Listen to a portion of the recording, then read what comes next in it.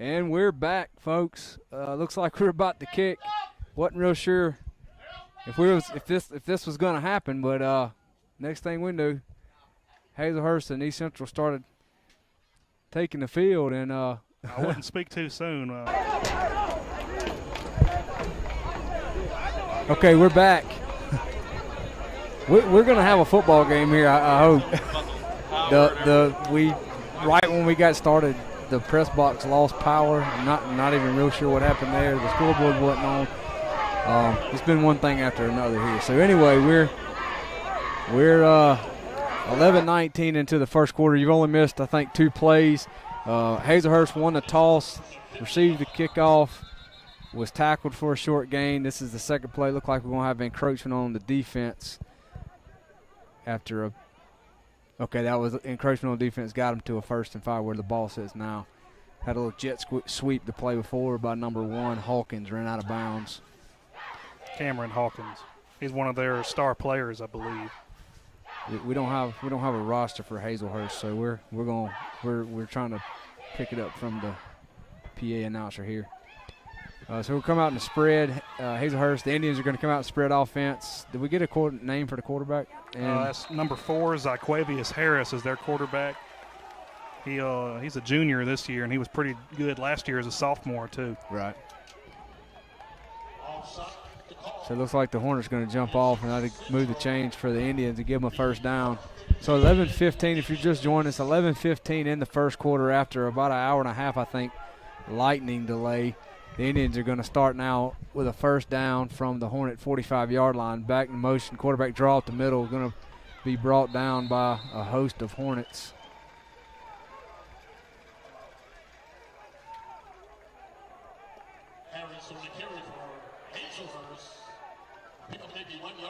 So we're going to, after a short gain, we're going to have sets up a 2nd down for the Indians. The Indians played host last week to crosstown rivals Crystal Springs, is that right?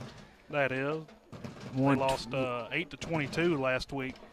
It's going to be a keep around the end, and the Hornets are going to gobble up Harris pretty quickly. It was a good job by Jaheim Packer on that play to really force the offensive line outside and not give the quarterback running room. So it's going to bring up a 3rd and long, obvious passing situation.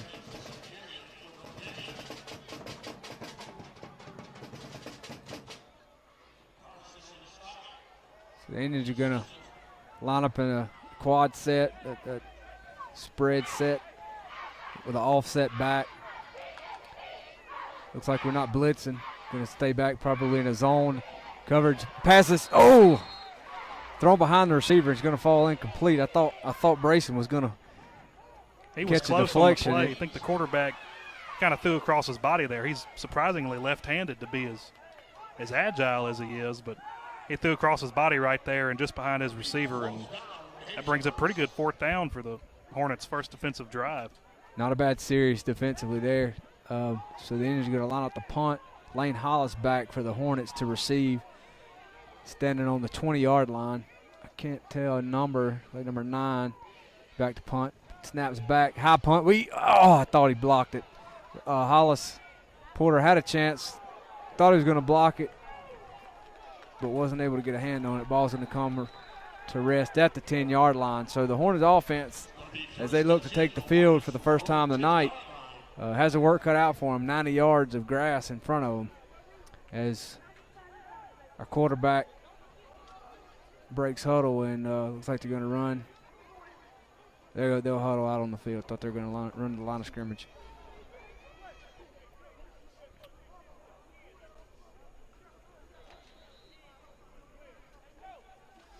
So Central comes to the line. That wing T set, offset back, and they're going to jump. That's going to be offsides. Encroachment on the defense.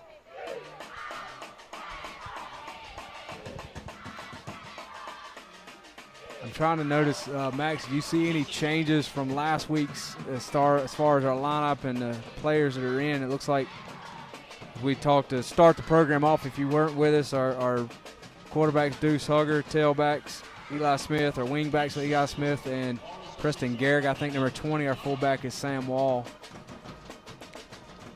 Hugger under center, motion, give to the up back, and Wall breaks a tackle, bounces out to the left, and is going to pick up about 4.5 yards to bring it right to the first down marker. I believe he's going to mark us just short. It was good blocking up front right there. Hazlehurst tried to bring a late delayed blitz there and ended up getting caught up on themselves at the line of scrimmage, and the offensive line adjusted pretty well. Ended up having a pretty good hole for Walls right there. So we got a 1st and 10, going to give back to Eli for no gain. Look like what's sort of a staple of this offense, the little power play behind the left tackle. Like I had some guard action, probably a pull, and just wasn't able to get any traction over there on the left side of the line. So it should be a 2nd and 2, 8:42 to go in the first quarter, 0-0 here at Hazlehurst. Hugger's going to take the snap, give back underneath to Eli, and he's quickly gobbled up and brought down. Actually probably lost a yard there.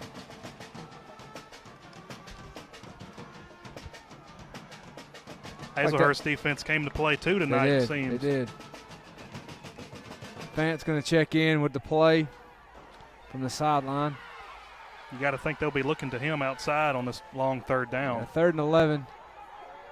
3rd down and 11 from the Hornet 15. Got a motion in the back, got a waggle, play action. Hugger rolls left, looks left, throws left, and is dropped. Intended receiver there was Eli Smith, wasn't able to bring it in. It would have been short, about 2 yards, so it would have created still a 4th down, 4th and short situation. Nonetheless, with the incompletion, 4th and 11. Obviously in a punting situation here. Tyrell Ford comes out for the Hornets, and we'll punt to number 1, Hawkins, for the Indians. Just under the 8-minute mark in the first quarter, 0-0 after a lightning delay for just joining us. East Central is punting after their first possession. Snaps back, ball's up, off the side of his foot. Not going to get much distance there, but did get a roll, and it's going to go just inside the 50-yard mark, out of bounds, as the Indians will take possession of the football at the 49.5-yard line on their end of the field. About a 30-yard punt. That's really one of his worst punts this season. Yeah, he had several. Boom. You got to wonder, special teams usually comes out at the beginning of the game and gets warm and game preps. He's been sitting down for about 2 hours over there, so you got to believe some of that is because we've been sitting. And earlier in the Jamboree game, they were having troubles with their long snapping. They seem to got that much more under control this week. That was a pretty good snap there. Tristan Lambert does the snapping duties for the Hornets.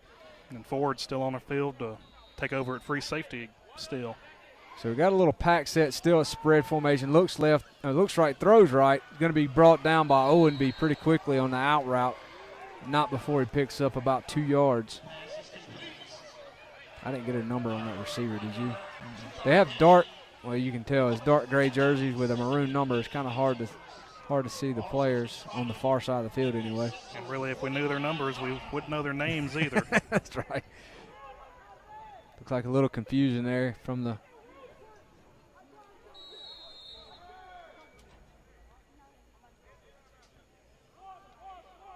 I think we've reached our first heat time out of the game. Yeah. So it's 7:10 to go in the first quarter, 0-0 here at Hazlehurst. With that, we're going to take a quick break to recognize our sponsors, WGUD football, or Hornet football, WGUD.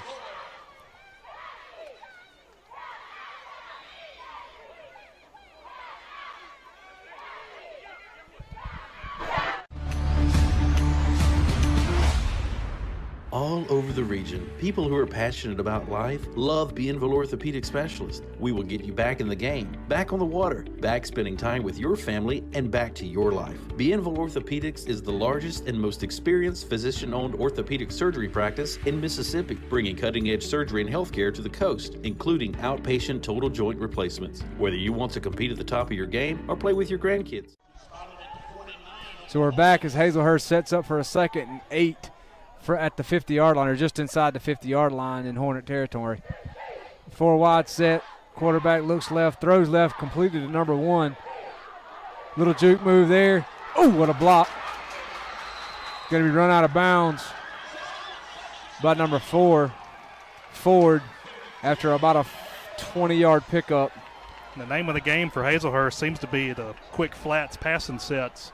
Come out in the slant and out into the flats, dump it off and let the receiver do most of the work. So what you're seeing, too, is against our defense, in these spread offenses like this, they want to try to spread because we do have a physical defense year in and year out, but they like to spread our defense, make our guys play in space, and use that what they perceive as a speed advantage to their advantage. And that's kind of what you saw there. And that was a great block there on Lane Hollis. I think the NFL might would have got him a penalty. So 4 wide. Quarterback's looking to the sideline for the play call. Harris. I seem to have audibled out into something else, looking at East Central's real heavy up front. We had some movement here in this slot receiver. We got a blitz. The ball's on the ground. They were able to get back on top of it there. Nice play. I didn't see which one of the linebackers. We had 2 coming.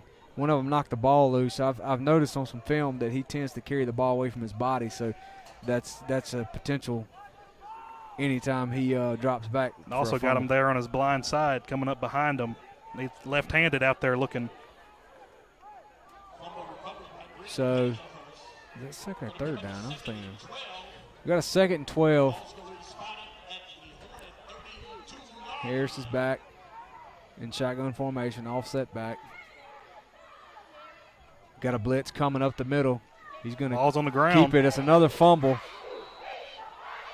The referee has blown the whistle, has blown the play dead. I'm not sure how that's possible. The ball was rolling around on the ground back there.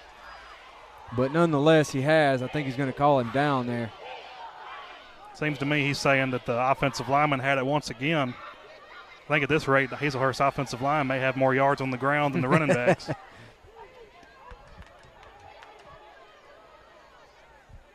So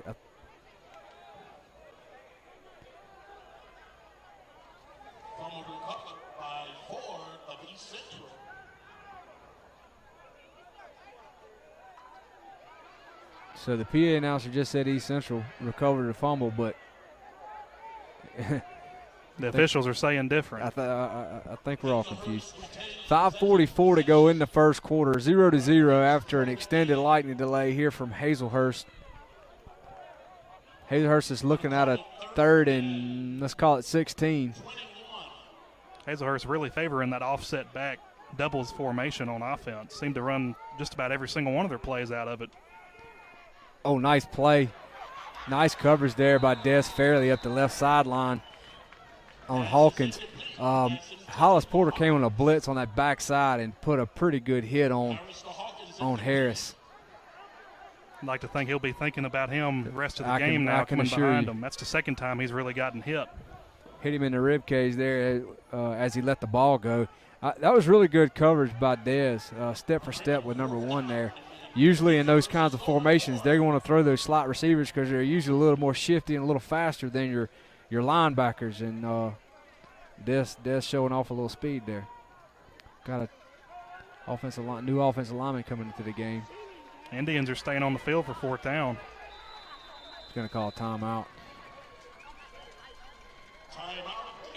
So 5:32, the clock's still running. 5:30, we're going to call it 5:30. It's still running.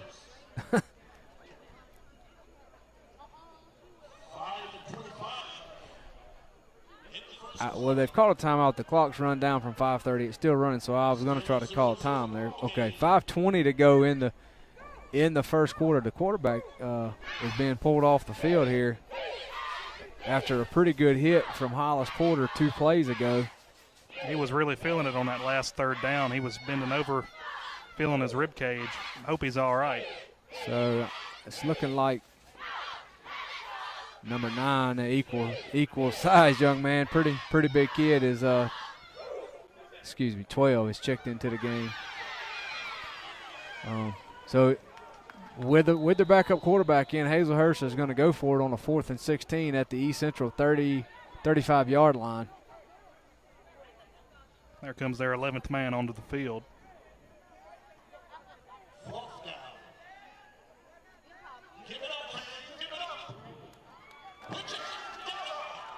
East Central's not showing blitz. Snaps back, quarterback keep around the left end, and he's going to be brought down very quickly by the left end. Carson Llewellyn. The excellent job by is he a sophomore, junior? Junior. The excellent job by him just to completely shuck that offensive lineman off and get back in the backfield before the quarterback even knew it was going on. I'm not even sure that left tackle threw one of them old lookout blocks. I don't even think he said, look out, here he's coming. I think he just let him on through there. So definitely an opportunity for the momentum to swing for the Hornets. Just to feel, I don't know, Max, if you feel it, but it feels like Hazlehurst is very flat. I'm hoping East Central can capitalize on that. Seems so far a defensive struggle for both teams. Eli going to be just off the left tackle, muscled for about 3.5. That's a pretty good spot, 4-yard gain there for the Hornets.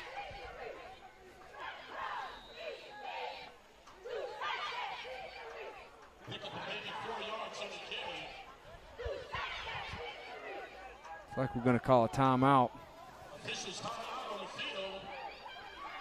Well, he called PA announcer called official timeout, but I saw Coach Collins motion for a timeout. Were you able to tell what? It's the official called officials timeout as well. Did he? I thought Collins had called it himself, but.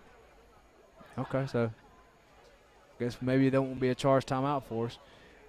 If you're just joining us, 4 minutes and 30 seconds to go. Yes, in the first quarter here at Hazlehurst, the Indians of Hazlehurst are hosting the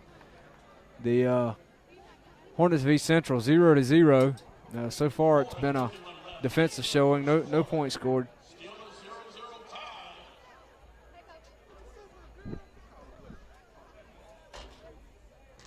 Really been more of a defensive showcase so far early into the first quarter.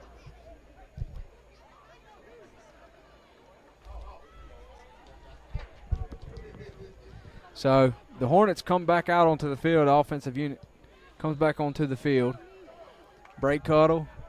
It's like Fant to the far sideline at receiver. Got offset back.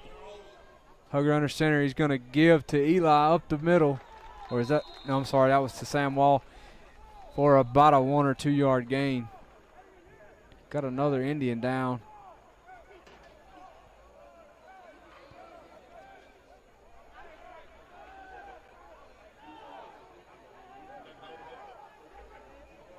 Another 3rd and medium for East Central, who's kind of had trouble converting on these downs throughout the young season so far. Well, on a run-first team, I say often on here, 3rd and long is not an ideal. 3 yards in the cloud don't get you much on 3rd down and 5. So Hugger under center. He's going to get back to Eli. A little trap looked like there that time, and still not quite enough to pick up the first down.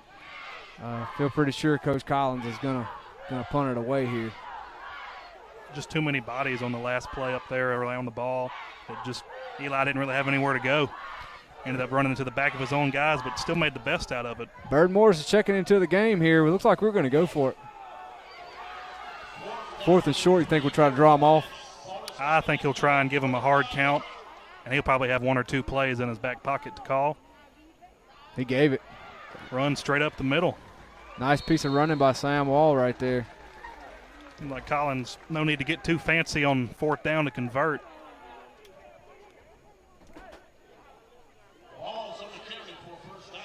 So we're going to pick up a first down. Ball rested just inside the 45-yard line. Fant to the far sideline, splits backfield, going to give back to Eli. Pretty much the same play. Nice piece of running. Great vision by Eli Smith as he picks up another first down. About 11-yard pickup there behind that left side. Clearly, Coach Huff and Coach Collins have seen something on film, Max, to believe they're able to run behind that left side of that line. I don't know if it's the vulnerability of the right side of Hazlehurst, or they just that confident And if I'm not mistaken, it may be they're just that confident in your little brother over there. My unbiased opinion, they may be pretty confident in themselves. They know what they got, and they like to use them. And when it works for this wing T offense. And right there, you saw it in all its action. 1st and 10, offsides by the left. Looks like the left tackle there for the Indian defense. You'd like to think we'll see that more throughout the night. A lot of these plays have a pre-snap motion or a misdirection that really, I didn't play defense, but as a defensive guy, I could understand it's a little tempting to try and go when they are. But Collins is really psyching out the defense in every way you can think of. So we got a 1st and 5 after an offsides penalty on the Indians. Fant's going to go to the far sideline. Hugger's under center. Takes a snap, gives the wall back up to the middle, going to spin and break a tackle, and I thought he got a little bit more than that, but it looks like he's going to spot him just short of the 25-yard line. We're at the 1:30 and counting mark, 0-0 in the first quarter. Hornets are driving on their second possession, offensive possession Second of the offensive possession of the game. So we got to. I wonder if we don't try a fan here for a little go route, spread the field out. Nope, going back to wall again. That play's worked well for us. Little fullback dive. He's still on his feet, dragging them all the way down inside the 20. I like throwing deep on 2nd down. That's I like it because especially 2nd and short. Yeah, if you throw a long pass that's incomplete, you don't want to throw an interception. But if you throw an incomplete pass, you come up, you still got 3rd and 4th down to pick up those 2 yards. Especially with this team, anything inside 3, you can almost guarantee going for it on 4th down. Yeah, that's right. So after a pickup of about 8 yards for Sam Walls, East Central's going to snap on the 1st down right here. Give back to Sam Wall again. Nice little move there on a little fullback dive. Picked up 8 yards. Called again. I think that's the 3rd time he's called it in a row. East Central is just absolutely dominating up front on the offensive line, and Hazlehurst just doesn't quite have the size to fill those holes all the way across the defensive line. And East Central notices it, and they're taking advantage, and they're confident behind that O-line, and they're stable of running backs. They know what they need to get done. Speaking of that, worth mentioning, number 12, Andrew Marble, another sophomore, is checked into the game, but this time we're going to give it back to Sam. He's going to bring it down and score for the Hornets. Nice piece of running there. I think Sam may have carried the ball every play on those last, 4 or 5 plays, carried the ball all the way down from the 50. And that's going to bring the score at the end of the quarter. The Hornets will score, bringing it to 6-0. About a perfectly executed 90-yard drive right there from East Central. Snaps down, kicks up. It's good. So Tyler Ferris is true on the extra point. Going to give us 7. We're looking at 7-0. The Hornets lead the Indians here at Hazlehurst at the end of the first quarter. With that, we'll take a quick break to recognize our sponsors. You're watching Hornet football on WGUD.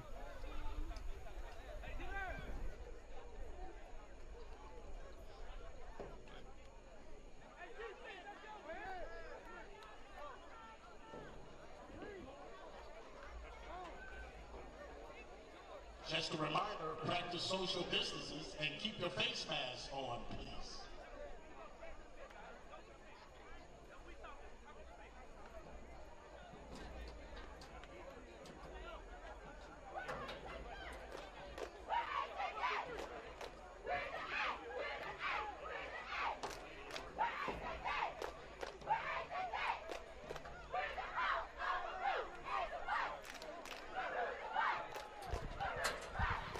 We're back here at Hazlehurst with the Indians and the Hornets beginning the second quarter with East Central leading the Indians of Hazlehurst 7-0 after a 4-yard touchdown run to end the quarter by Sam Walls. Tyler Ferris came out and kicked the extra point to bring us to our 7-0 score. Ferris lines up to kick the ball deep. Back to, we don't have a roster for Hazlehurst. Nonetheless, it looks like he's going to pooch it, and he does. He's going to call for a fair catch. He securely catches the ball, and it will be marked at the 27-yard line. 27-yard line. So the Hornet defense has looked very lively here in the first half. Brought quite a few blitzes, have already actually, unfortunately for him, not wishing injury, but already knocked out the starting quarterback for Hazlehurst in the first third series in the second quarter. And number 19 has come in his stead. I think for the past 3 years, East Central's strong suit has been play some excellent defense on the road and really make that offense scared to move the ball downfield, and it hadn't changed for 2020 either. That's right. Little different look offensively here. We got a trip set to the left. It's been quads. We got a trip set to the left. Going to fake a give. Quarterbacks keep up the middle and draw. Oh my goodness. Des Fairley's having himself a ball game. That was an excellent hit by Fairley there, and he stood him up for Tyrell Ford to finish him off. And that quarterback probably thinking about keeping him himself too. He may be wanting to know if Mr. Harris is ready to come back in. So after a short pickup with a very abrupt ending to the run, that's going to be a 2nd and 6 for the Indians. Quarterback looks to the side for a play. He's going to get a call in. 9 seconds on the play clock. Hollis and Dunsford's coming. Got a blitz coming. I would imagine we're going to have the offensive lineman moving with those two guys lined up in those gaps. Based on what I've seen so far, I would imagine. No, they're going to call it. What was that? I think he may be confused. There he goes. I think he is confused there. So that's a false start on the offense. I don't want that job, so more power to him. So that was, in fact, on the offense. They are marked off 5 yards, and we're going to try 2nd down again, this time a little bit further back. With 2nd and 11, the ball marked at the 25-yard line. Still in the trips left set. Shotgun formation, going to give a draw and going to be brought down pretty quick by number 95, Raiden Williams. Right there, Raiden just used his body and size he was engaged as an offensive lineman, but he read as soon as he handed the ball off that the running back had it, and he reached out and just drug him down from behind. Yeah, 275. You can do a lot of. You move a lot of people. Yeah, that was a very athletic play. So Hazlehurst looking at a 3rd and 9 from about the 28-yard line. It's got Brandon Hodges playing outside linebacker on this side. Looks like he's blitzing. Huff, somebody moved over there on that other side. You got a Huff. Huff, what a play by Jared Huff. Llewellyn came in, kind of tripped him up, and then Huff was there on a blitz from the outside to throw him to the turf rather rudely. It seems early this game, East Central's already having their way with the offense, just absolutely taking them apart up front on the offensive line and just letting the linebackers run free back there to just really give that quarterback some nightmares for the rest of the season. Well, it feels like we got a few more blitzes coming this week than we did against Van Cleve. Of course, that's strategic on Coach Hudson's part. So we got a 4th and about 18, it looks like. We got a block coming, snaps back, kicks up, not much on a kick. We look like we're going to have a roughing the punter back there because we just annihilated him. So there looked like it's about a 4-yard punt will be negated because we tackled the punter, which is roughing the punter. You can't do that. And I believe, Max, 15 yards? 15-yard penalty if it's ruled a personal foul. They give 2 variations, and I think since he had got the ball off, it will be the personal foul. However, I know the recent rule changes that a personal foul doesn't give an automatic first down anymore. I didn't know that. Okay. But due to the yardage, it should be a first down either way, just off 15 yards. Yeah. Just an excellent drive. Just gives the defense another chance to really take care of the offense again. I'm certain they're not. The coaching staff's not happy about that. I mean, we're pretty amped up, and that's what that amounts to right there. But and that's almost rare for East Central. They don't bring pressure too often on an opposing punt. Well, the long snapper is not necessarily snapping it back there altogether very quickly, so that's probably something that we're seeing in. Well, not they probably, seem to not have ruled it the personal foul. They gave him a 5-yard penalty, and it'll still be 4th down. So that would be a running into the punter then, I guess. So we're going to do it again. Looks like we're going to go for a return this time, or maybe even watching for a fake. Much better punt. Hollis is going to get to return that when he does from the 47. Going to take it up and bring it across the 35-yard line and run out at about the 32. About a 23-yard return from Lane Hollis, and Hazlehurst really barely even moved the ball. The head ref has another flag on the play. There was a body that hit the turf rather late in the play. I don't know if it was a late hit maybe. No, it was going to be against Hazlehurst. Looks like he had a personal foul. He's real close to his body with his calls, but seemed to be a personal foul on the Indians. Nice. 9:13 left in the second quarter. We'll let them figure out what that is. It's 9:13 to go in the second quarter. East Central is leading the Indians of Hazlehurst 7-0.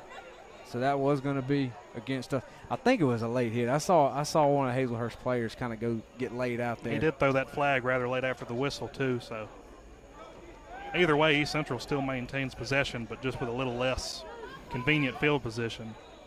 So we're going to start this series from the 47. Got to offset back. Going to give back to Eli behind that right tackle. And easily pick up another first down. The offense has definitely found their rhythm with those short design motion runs, and I don't think they're going to let up anytime soon the way the line's been blocking.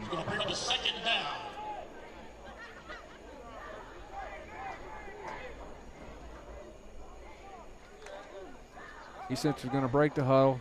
Bird Morris on the far sideline. Look like they kind of run up to the line of scrimmage. I think they're noticing they may be winded. Going to give on the middle back up to Sam Wall. Same play scored on a while ago. And going to easily pick up. They didn't give him a first down that last run. That was actually a second and short. Nonetheless, that was easily a first down. And as he brings the ball down to the 26-yard line, 8:23 and counting in the second quarter, 7-0. The Hornets are driving. Breaking huddle. Man, I like the way they run out of huddle like that. Hugger under center is going to give back to Eli. Looked like he was tripped up maybe by one of his own teammates there. It looked like Walding was pulling. Like Walding had pulled and ran into a defensive lineman that wasn't supposed to be there, but kind of set off the whole play. But this whole series, East Central has been out in tackle over formation. Not to seem too biased, but Greeno's over there on the right side now, and they're running to that right side. He'll go over there again this time, and it seems to just be what little misdirection, little change things up on him. Was that Smith on the carry, or didn't get a yes? It looked like him. Yeah. So on a little underneath, little belly back. On the tackle for he was running to the weak side there with just a wing back and a tight end blocking for him, so we didn't quite have the muscle up front, but Eli can turn something into nothing very easily. That's right. I think he was trying to get them over pursuing on that other side. Looks like they're going. They're still on a tackle over formation. Still tackle over. Okay. So we're going to take a quick timeout. It's with 7:10 to go in the second quarter. East Central's driving with a lead 7-0 here at Hazlehurst. You're listening to Hornet Football, watching Hornet Football on WGUD. Hi, I'm Stacy Enlow. At M&M Bank, we believe the same things that build a great football program sustain a great bank. Come experience the community banking difference at your local M&M Bank today. Ask to see me, Stacy Enlow, at the Pascagoula Main Branch. At M&M Bank, we are truly hometown people that you know.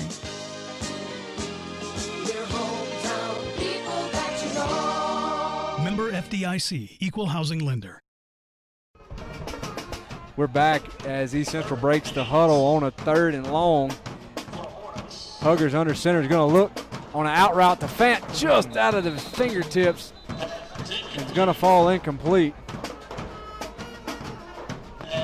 Seems like Deuce was in a hurry to get that one away, designed to be a quick throw, and he just kind of overestimated where Caden would be. He was able to get his fingertips on it. So we have a fourth and 8 for the Hornets. Huggers under center. He's going to run it. Going to roll out, look right, throws right, completed to Tristan Lambert for his first catch of the season, I believe. I believe you're correct on that one. And Big it's catch for Tristan. Important catch for Lambert anyway. And he is brought down inside the 10-yard line as the Hornets continue to drive here with just under 7 minutes to go in the first quarter. Fant's coming to the near sideline. Wall and Smith in the backfield. Hugger under center, motion to the back, giving back the Wall up the middle on a fullback dive, and it's going to be brought down inside the 5 after a pickup of about 4.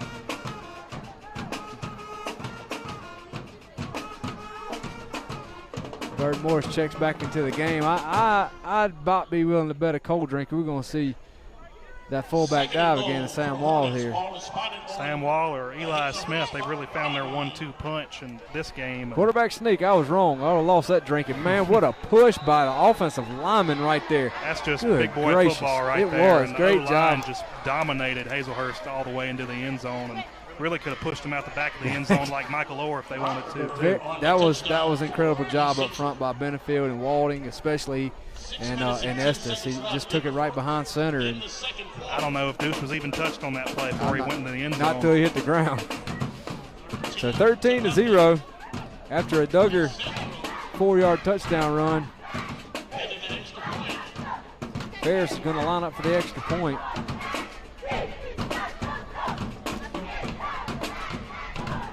Snap is back, holds down, the kick is up, and it's good.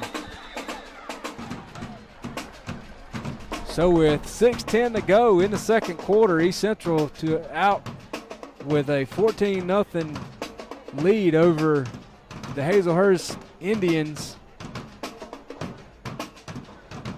For those of you that may be just joining us, we're rather late in the evening at the 9 o'clock hour now, and we're only halfway through the second quarter because we had about an hour and a half lightning delay.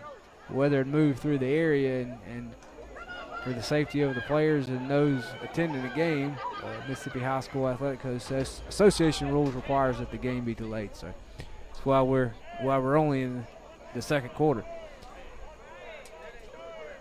So the Hornets are going to line up to kick it off. And even though we got started late, East Central really hadn't missed a step at all other than that first offensive series, and they've just kind of taken it to Hazlehurst ever since about 9 minutes in the first quarter and just kind of moved the ball wherever they wanted. I got to tell you, to me, Hazlehurst looks really out of shape. Not to be overly critical, but to me that's one of the biggest differences I've seen in the game. They're gassed already. Nice little kick there, little pooch there. He'll field this one from the 20. He's going to fall down.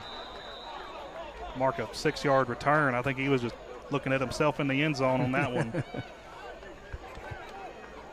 But there's no telling how Hazlehurst's offseason was affected. I know each school district not too far, Jackson Public Schools, has completely canceled their seasons. Right. So Hazlehurst may have not even known if they were playing this year. And they already seem like a slim team, but yeah. Then again, we are down in 3A. That's right.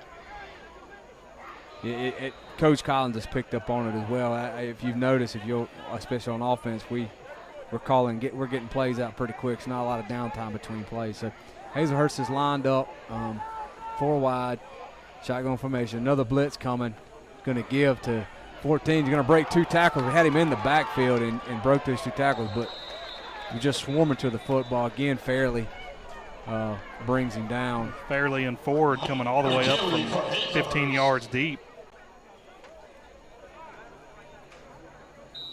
East Central defense just seems strong as always, with all 11 guys know where the ball is and they're all getting there as fast as they can.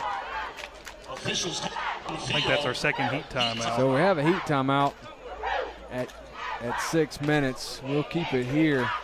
6 minutes to go in the second quarter. It's 14-0. So far, you gotta. So far, you got to be happy, especially defense of Coach Hudson. Got to be pretty happy with what he's seen so far thus far into the second quarter. Trying to get a couple scores pulled up here for those that may not be able to follow at home. Gulfport is playing Picayune to a 27-13 game in the third quarter.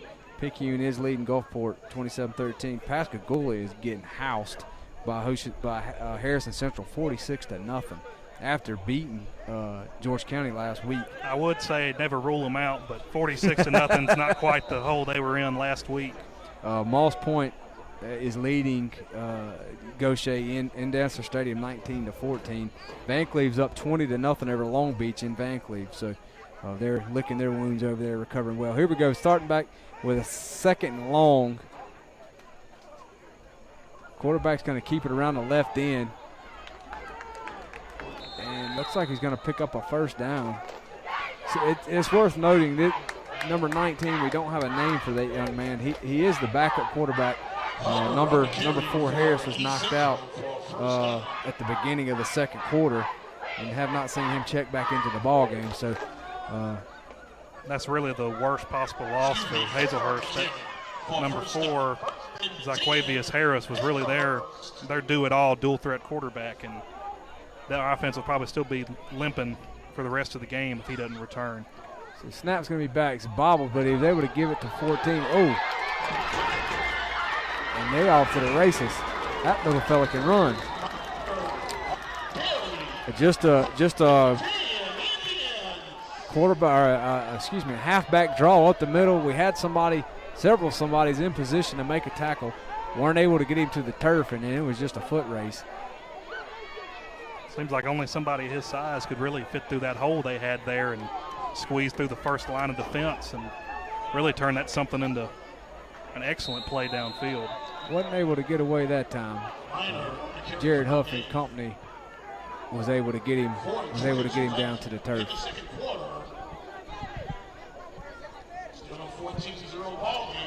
So after a short loss on first down, they're looking at a second and looks like a 2nd and 12 with 4 minutes to go here late in the second quarter.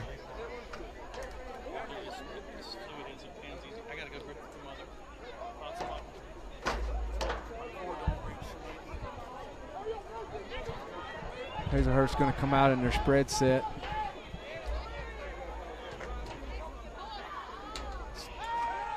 Ball's up, throwing deep at Smith. And he's going to call it incomplete. Says he was out of bounds on the play.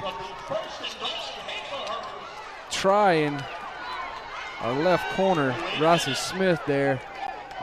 Undoubtedly saw that in the Vancleave tape last week. They threw a little jump ball out there to him last week, and Rossi was in position. And they were able to complete it. This week, not so much. 24 with a good play there, forced the receiver out of bounds. He was there with him. He just, luckily, he caught it out of bounds. That was their star guy against one of our better corners.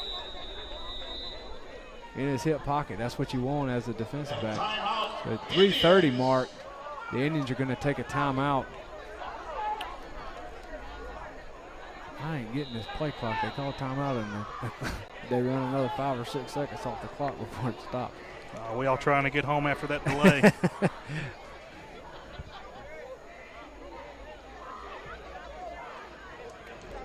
So Hazlehurst, surely after losing their starting quarterback, they're trying to scrounge and figure out how they can move the football. They may have found an answer with number 14 there.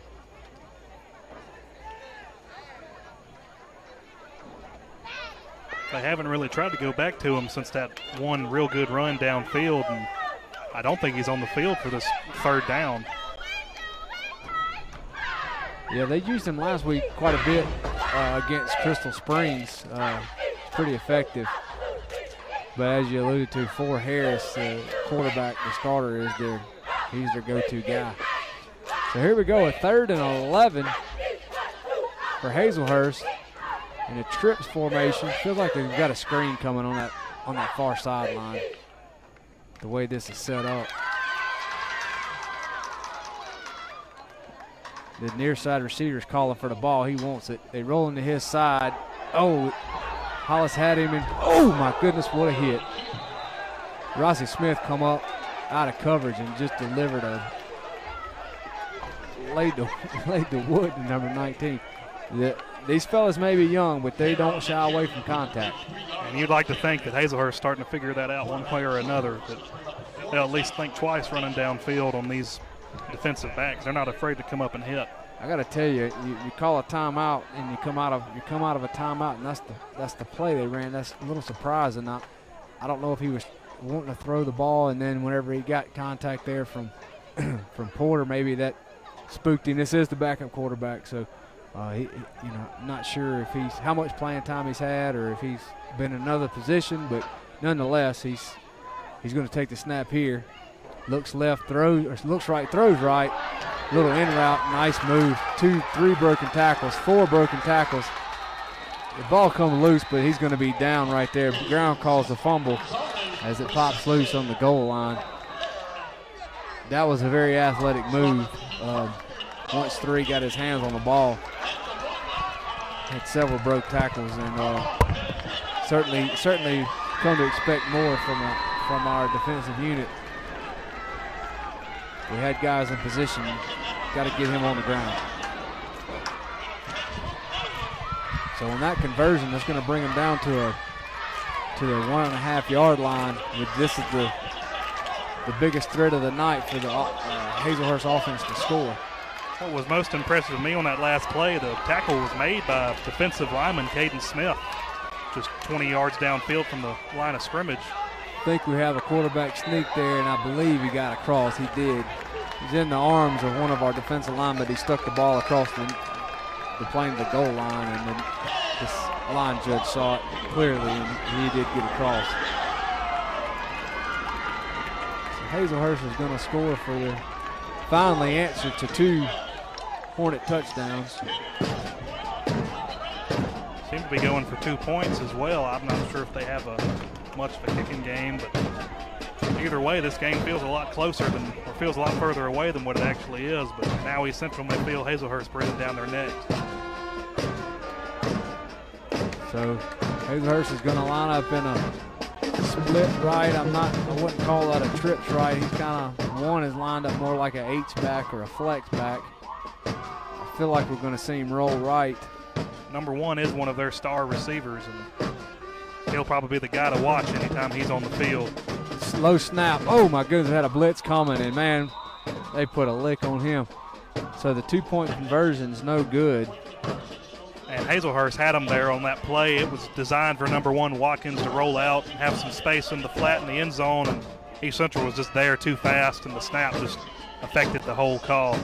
So after the failed 2-point conversion, we have a 14-6 ball game with 2 minutes and 17 seconds to go to halftime. You know, if you're East Central offense, you really want to put the ball in the end zone one more time before half. And I mean, we don't have a bad field goal kicker.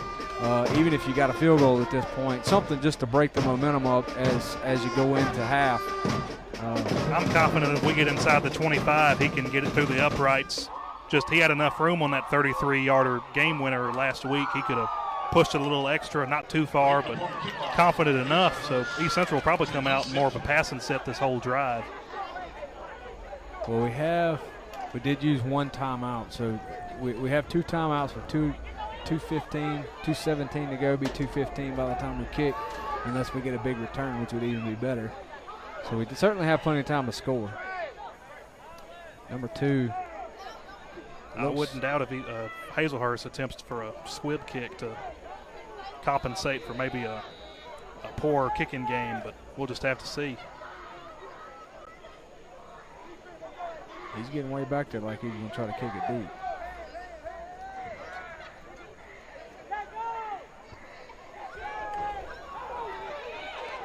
Porter's going to catch it for the return. He's going to take it to the house. He's not catching him. That's a touchdown. No flags on the play. Hollis Porter with a 70-yard touchdown run, a linebacker. Oh, and he's happy to be there too. That doesn't happen often. We'll take that. We don't even need the offense to come out. Guys, sit down and get a drink of water. And either way, Ferris gets to come on and show us what he's got in his leg. So, in a way, we were still correct. But 6 and possibly 7's better than 3. And I think East Central just took all the momentum back from what Hazlehurst may have got from that touchdown. What an athletic play by Hollis. Looked like Lane Hollis was going to come up and actually receive it, but Hollis Porter stepped back, caught it, saw a seam, and never looked back. Just a perfect storm of blocking up front for kickoff, and he had his eyes up and he was ready. Snap back, hold down, kick up. We got a flag on the play. Kick was good for what it's worth. I think he's called on the defense. And I doubt he'll do it, but moving up halfway, Collins may even think about going for 2 with the way that offensive line can give a push.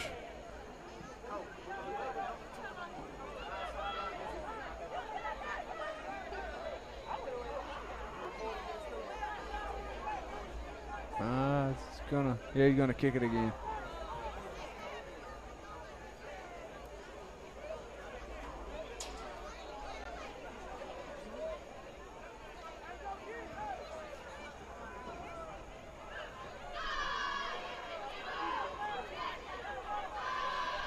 Getting set up again. Lambert's a snapper. Hugger's the holder. Ferris the kicker.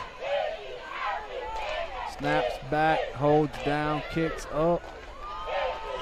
Good again. And East Central really just seems to have found their rhythm on just about all 3 sides of the ball right now. Just really taking control of this, other than one series from Hazlehurst. East Central's really just dominated the whole game so far. And you know, even the drive they did score on, they had one big play. One fluke play that really set them up. Had people in position, just wasn't able to get the kid on the ground. So at 2:06 to half, after an exciting kickoff return by our linebacker, East Central is leading the homestanding Indians 21-6.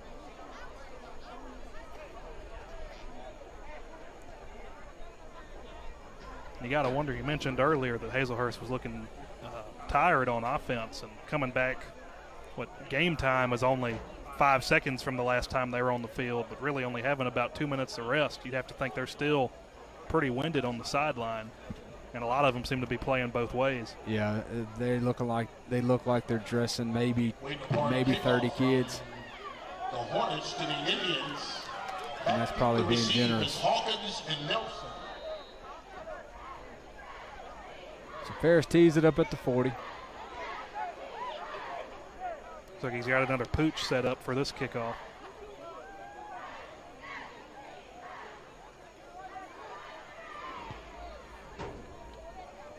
Nice kick. It's going to be returned down to the 30-yard line. Didn't get a number. Brought down by several Hornets there. Looked like he may have been brought down by Ryder, but I wasn't sure. Ferris has really mastered that pooch kick he started playing last year, came over from the soccer team, and he could kick, but he couldn't quite put it where he wanted it. He knew what he wanted to do, but this year he's really coming to his own, and that pooch kick has really become a kind of a half weapon of its own to keep the return game from getting too wild. So just under the 2-minute mark here till halftime. Be curious to see if Hazlehurst comes out and tries to score, or just gonna run it out and go into the locker room looking at wounds here. Trips motion, gonna give number 1. Oh, and what a play. What a play by TJ Dunsford, coming from his middle linebacker position, and runs down number 1 for, I'm going to say I don't even know if they gave him a gain. I don't think they did. For no gain. Really good play by the maybe even a sophomore loss on the linebacker. play. Looks like Hazlehurst is going to try to slow walk this at 1:30 mark now to half.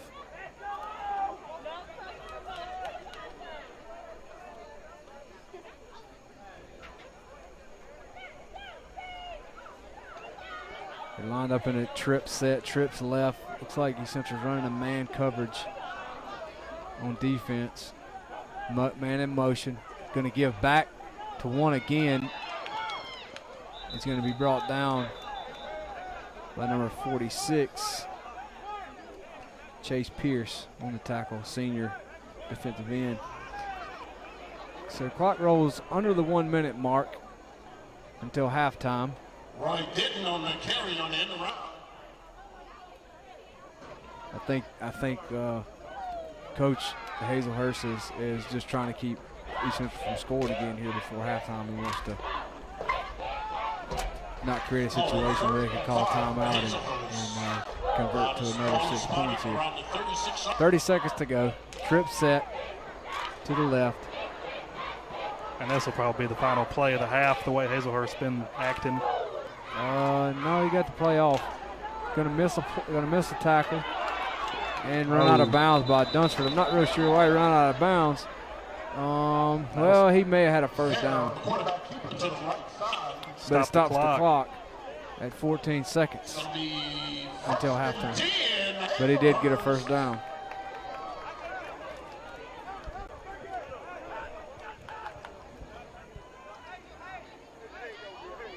And the few little trickerations that Hazlehurst has thrown in this drive seem to have him a few yards. And East Central may be playing kind of flat, waiting for the half to end, but these motions have really got Hazlehurst moving the ball just a little bit better. But well, it's enough to slow down the blitz. Linebacker, we have blitzers coming on every play. Oh, so we have a busted play. Quarterback turned right, the back went left, and he's just going to run out of bounds. 8 seconds to halftime. And you have to think at halftime the coaches and this backup quarterback will sit down and really design more of a scratched in the sand game plan for the second half that he can take over and use his strength. Yeah, it's pretty clear. 4 actually. Unfortunately for that young man, he's actually being helped off to the locker room by his teammates. He's got ice on his knees, so he's probably done for the evening. Hopefully it's something he'll be able to return from pretty quickly. 8 seconds to halftime. This should do it at the half. Snaps back. He's going to give to the fullback up the middle, and he's going to pick up about 7 yards, 6.5, 7 yards. And that's going to do it for the first half here in Hazlehurst, where your East Central Hornets lead the homestanding Hazlehurst Indians 21-6 after a weather delay. Finally, we're able to get in that first half of football.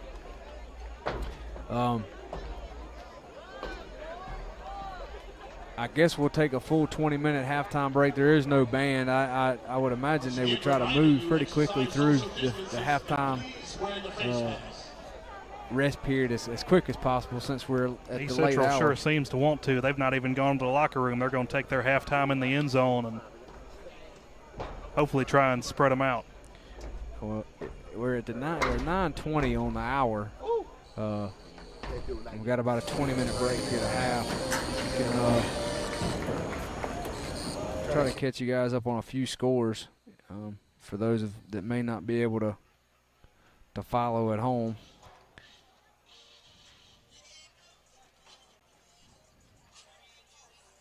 So now in Picayune, still leading Gulfport 27-20 in the third quarter.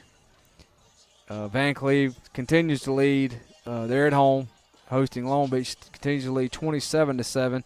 Moss Point is leading Gaucher 35-21. We anticipate a high-scoring game there, and it looks like a that's lot of gonna passing live up yards. to So you would have to think Gaucher and Moss Point both have really good quarterbacks, like we talked about earlier, and I don't think they'd let up at all. So we have a final up at Harrison Central, 46-7. Pascagoula was shown the door. Ocean Springs continues to lead George County 20-7 over in Ocean Springs.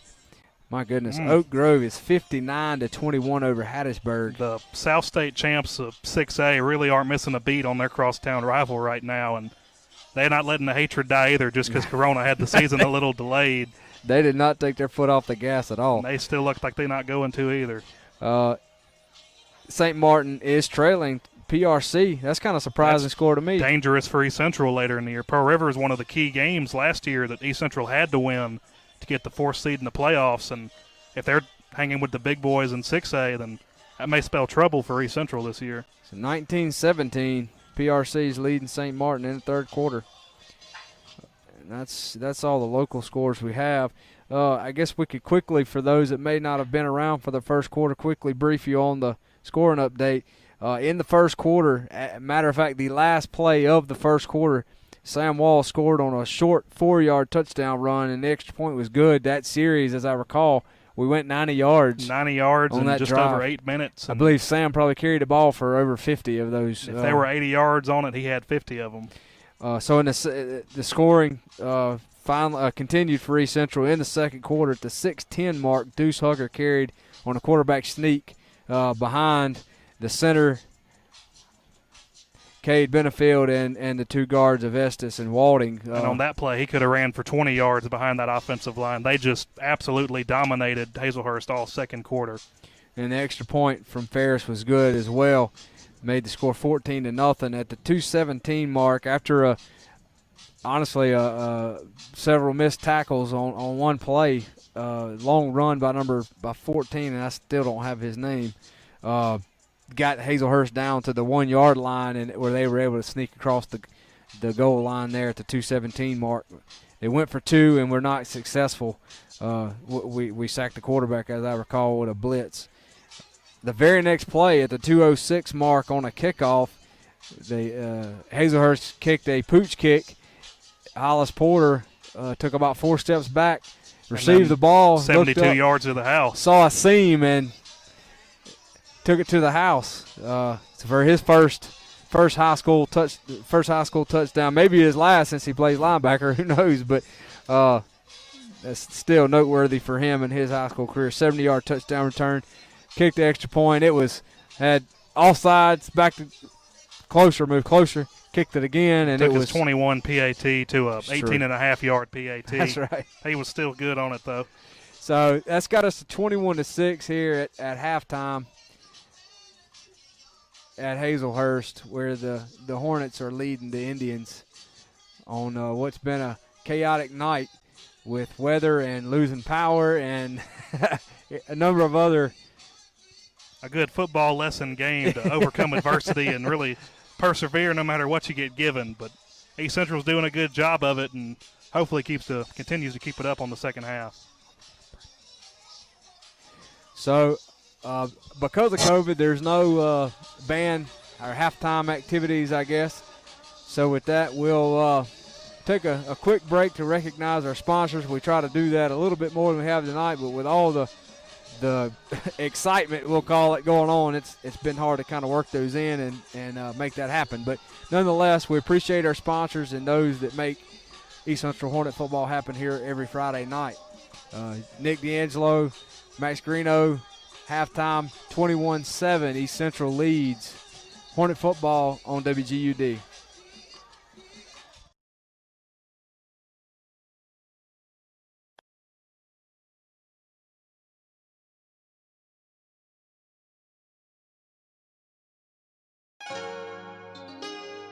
Hi, I'm Stacy Enlow. At M&M Bank, we believe the same things that build a great football program sustain a great bank. Come experience the community banking difference at your local M&M Bank today. Ask to see me, Stacy Enlow, at the Pascagoula Main Branch. At M&M Bank, we are truly hometown people that you know.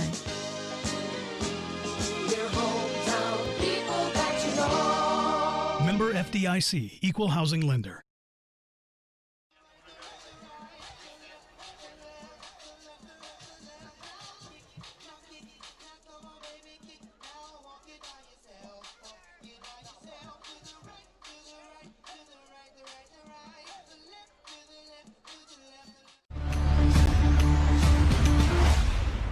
Lines and traffic got you down? Ever feel like friendly service is a thing of the past? Well, at H&H Chevron, our friendly staff is always happy to greet you with a smile and get you going fast. Let us take care of you. Since 1992, fast and friendly customer service, quality, and satisfaction have always been our #1 priority. In our family, we all use electricity differently. But when it comes to our Touchstone Energy Cooperative, we all think about it the same way. because our co-op is power. Sure, electricity turns the lights on. But power is the information that we get from our co-op about efficiency, Safety. technology. We trust the co-op, They're our neighbors. Our friends. our home. Tonight's game is made possible by Singing River Electric, a proud sponsor of Hornet football on WGUD.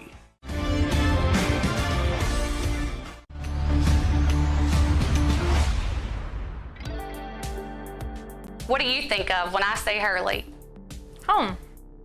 Home. Your home. My home. Home. I'm Leah Hinton, broker and owner of Southern Oaks Realty right here in Hurley. Although Hurley is home, our team is ready to help you anywhere in South Mississippi. Even where our rivals reside. Looking to buy or sell a home? Call us today or stop by the office. Let us help you establish new roots. If you want great furniture at fantastic prices, then Taylor Furniture's huge Labor Day sale is the place to be. August 27th through the 29th, come in and get 18 months no interest financing with free local delivery and removal of furniture. Save big with up to 50% off select in-stock living room, bedroom, and dining room furnishings. Save up to $400 on select Sealy adjustable mattress sets or up to $200 off Sealy hybrid mattresses. Great furniture and prices await, but only at Taylor Furniture in Moss Point.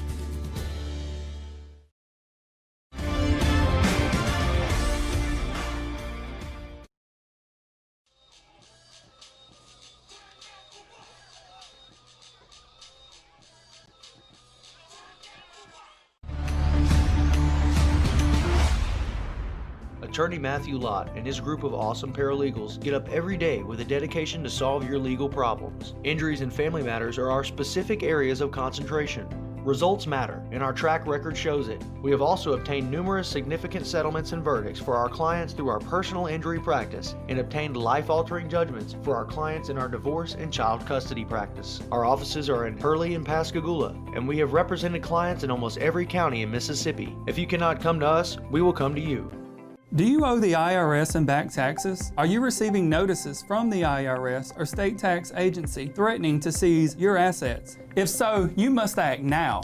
With our tax relief program, we will review your case and start the negotiation process with the IRS to reduce or eliminate your tax debt and get you the settlement you deserve. Call now to get your free consultation. Evening and weekend appointments are available. Taxes and Time, a local tax company you can trust with your tax issues.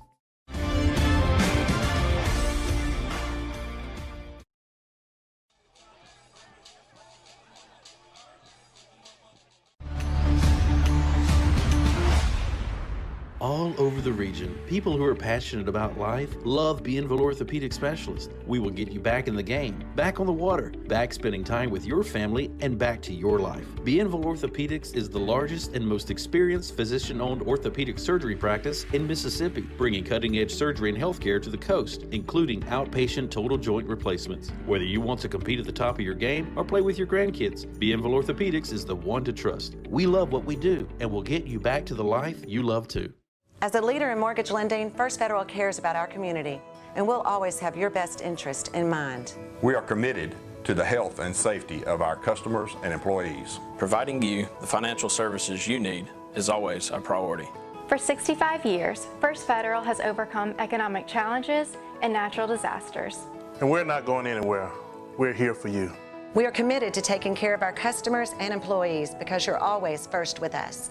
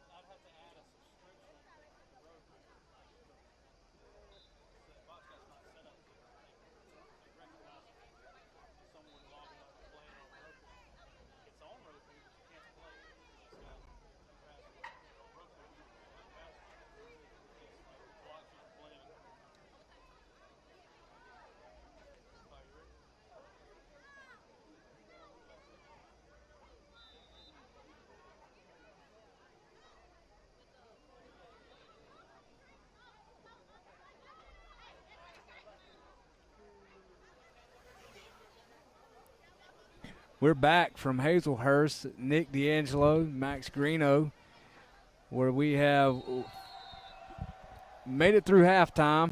Looks like we're going to start the third quarter on time after quite a long weather delay to begin the game. We're 21, East Central 6, Hazlehurst, as we begin the third quarter.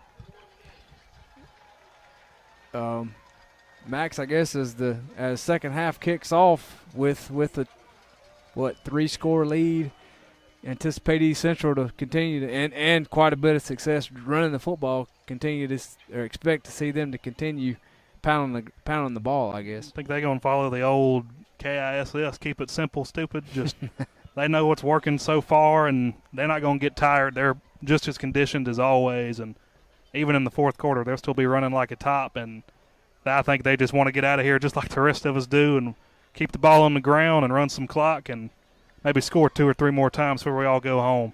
And you have Hazlehurst, as I said, down 3 scores, I guess. They have the backup quarterback in. Their starter was knocked out.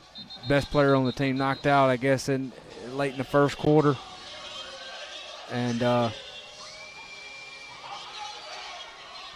the officials were motioning up to the press box. I wasn't sure what they were trying to get their attention for. Anyway, quarterback's been knocked out, so you would anticipate they're gonna probably air the ball out a little bit. They had what success they did have. The 6 points they scored came off of running the football. Really just one fluke play for about 40 yards that had them too close for East Central to really protect themselves. But you'd like to think that they may come up with something a little tricky at halftime to suit this quarterback. They've got to figure out how to slow down these linebackers down from East Central. Mm-hmm. They've been relentless all night.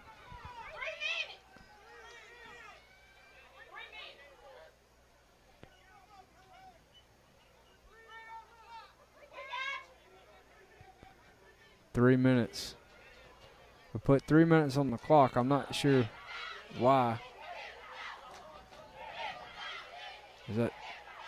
I'm assuming that's the start before kick. I'm not too sure what's going on here.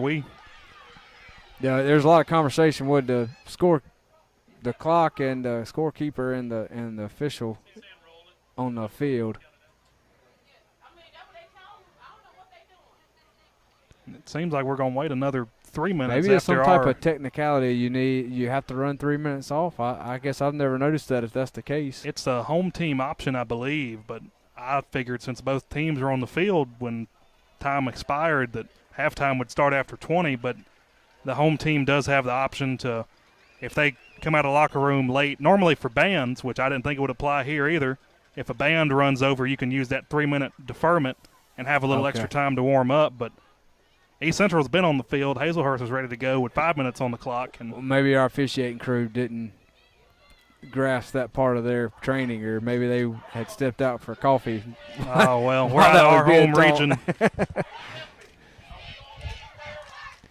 Either way, we're counting down now to two minutes as the Hornets come out to receive the kickoff.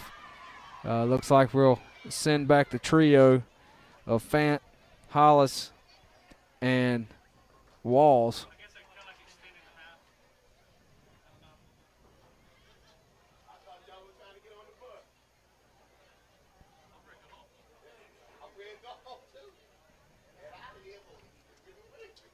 So if you're just joining us, we're about to kick third quarter, 21-6. The Hornets are leading the Indians. It's been a pretty impressive performance by the Hornet defense. The offense has had, I would say, pretty good success running the football. Seen Sam Walls more this week than we did last week. Last week it seemed more like not that Eli was getting the ball more, but his position, I believe, that Sam plays more of that fullback, tailback position straight behind Deuce, but Eli was able to motion, and against Van Cleve that had more of a successful average, and Eli had a majority of the carries and yards last week, but this week it seems to be the downhill, straight into him runs that seem to have East Central moving down the field, and that's where Sam's specialty comes in when he's into the game.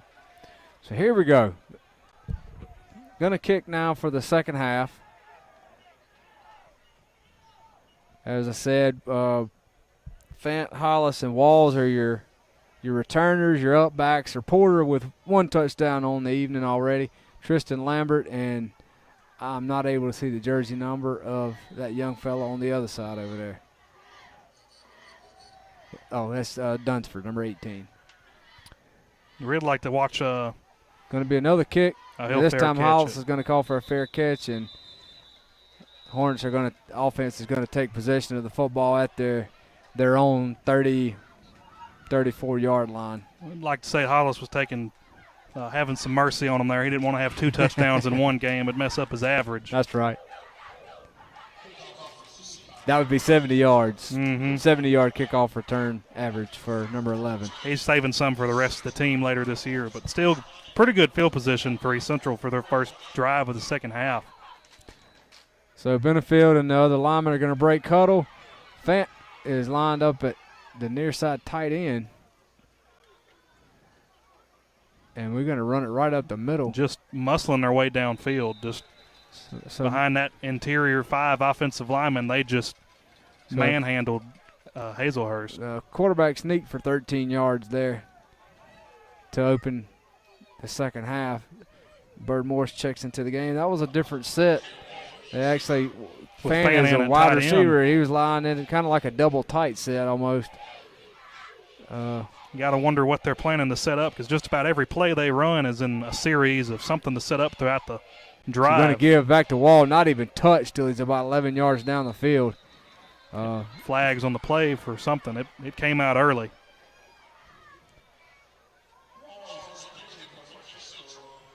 I believe that's going to be a chop block. Is that what he's calling?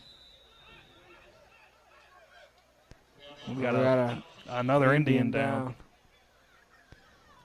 Still waiting for the penalty call. Yeah, he's calling chop block.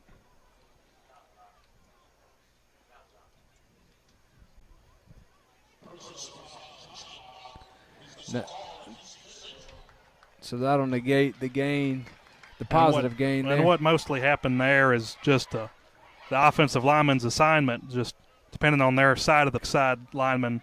His job was normally to cut his man in front of him, and there may have been some confusion on the play call as Hazlehurst shifted around, and he may have been cut while he was getting blocked up top, and that's just real easy for the refs to see. And especially on the outside like that. Yeah. And that backs him up 15 yards. But that's really the first just bad penalty Central's had this game compared to last week, where they just really couldn't get out of their own way. Much better. You're right. I'm sure they stressed that immensely over the past week of practice. I suspect there was probably some running involved. Maybe just a bit. I'm not sure if there's a yard per every yard of penalty is a yard of gassers, but I'm sure they got the memo. So Fant back in, checked in the far sideline. And he's still playing awful tight to the regular formation. I noticed so he's going to give off tackle, look like that time to Eli Smith. No, I'm sorry, it was the Walls, excuse me. And Hazlehurst has really started to adjust to East Central, and I believe they had about maybe even all 11 guys within the box on that last play. So a second and long. It's about 25. Fant's tight end.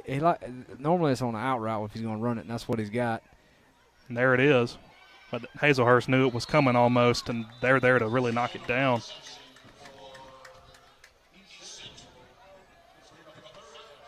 Yeah, a lot of times folks wonder why you got a second and half a mile out there, and why would you run a five and out?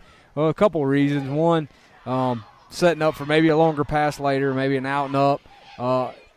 Fant had a good game last week, showed some athleticism. He breaks a tackle there, maybe gets 7 or 8 more yards. And he is known to be fairly shifty. He had 2 or 3 plays against Van Cleve where he had a 5-yard reception, but he turned it into a 20-yard catch. Little slip screen there. Wasn't able to pick up the linebacker on the block, and he ended up making a tackle. So it's going to bring up a 4th and long. Again, just trying to make a play. You get that block, he picks up, he gets half, and then you get a 4th and 10 midfield. Maybe you consider going for it there, but. And there they were trying to – if I had my John Madden vision, we could draw on the screen and show this, but they were trying to leave the defensive lineman to go after Deuce, and he would dump it off to Caden, and he would just follow that new offensive line right there at the linebackers and just make their way downfield for really even like a 30-yard gain, but it just wasn't able to set up. They were really set up to defend it. Nice punt by Ford. Got a good Hornet bounce. Oh, man, yeah, look at this. That's a 53-yard punt from Tyrell Ford. Not bad at all. Not bad at all. Very good. Very good punt by the sophomore. Really probably not what the Indians wanted for their first drive of the half. Yeah, considering especially how well the defense honestly played that last series, hoping to get the ball probably closer to midfield.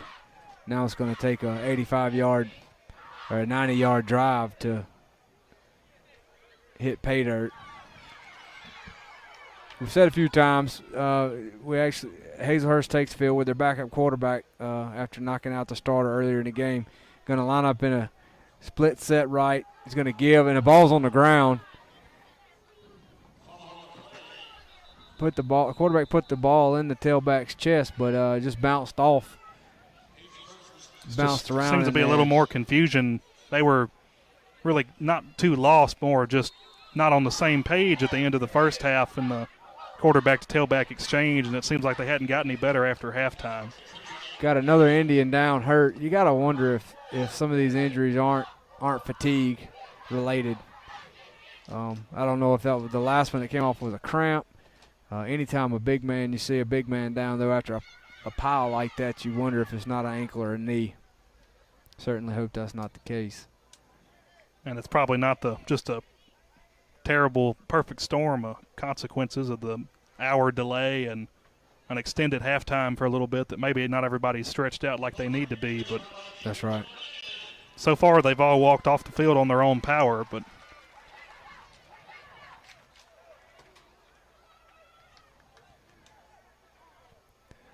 so we're at the 9-minute mark in the third quarter. If you're just joining us, East Central's leading Hazlehurst 21-6. Hazlehurst has the ball second and 10 after a fumbled first down play. Second and 10 at their own 10-yard line, 9-yard line.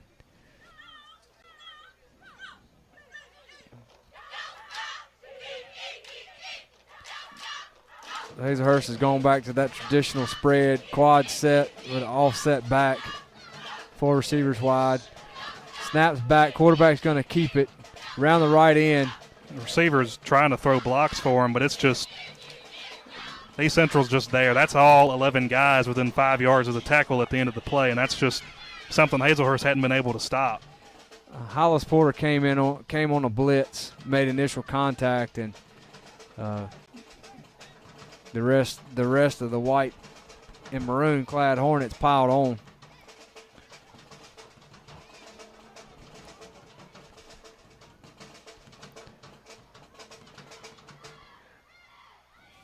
So eight minutes to go in the third.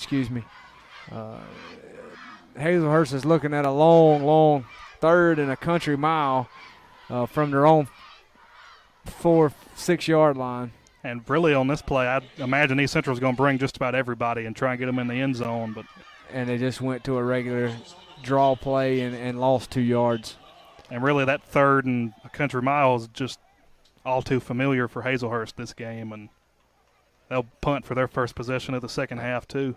You got to believe they were just trying to give the punter a little bit of room, play it safe, not turn the ball over. They've already laid the ball on the floor one time, on the ground one time on the first play of this series. So, and East Central may decide to bring the house again this play. The last last time they came with the block, they roughed them, but I would have bet that they are.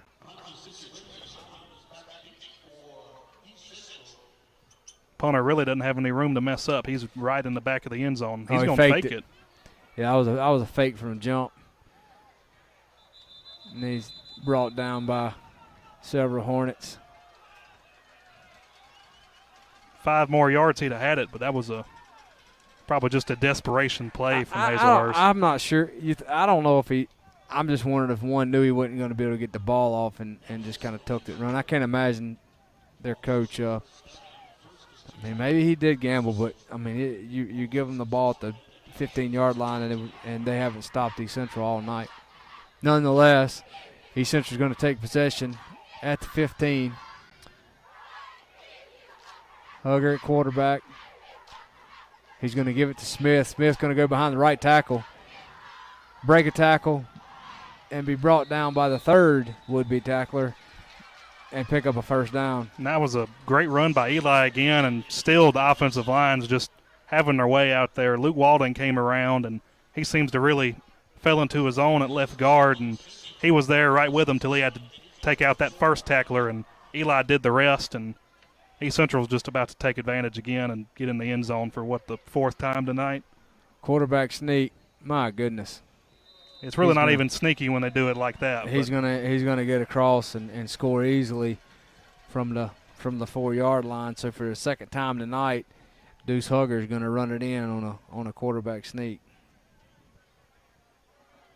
And I think that play really showed that Hazlehurst is just starting to get exhausted in this game, and East Central's still running like it's the first quarter, and there's not much the Indians really have left in the tank to stop that running attack.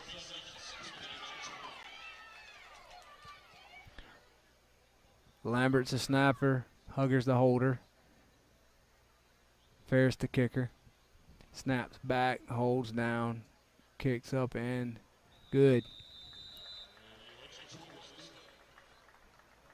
So, at 6 minutes and 19 seconds to go in the third quarter, East Central leads the homestanding Hazlehurst Indians 28-6.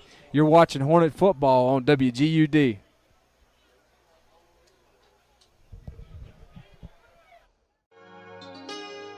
Hi, I'm Stacy Enlow. At M&M Bank, we believe the same things that build a great football program sustain a great bank. Come experience the community banking difference at your local M&M Bank today. Ask to see me, Stacy Enlow, at the Pascagoula main branch. At M&M Bank, we are truly hometown people that you know.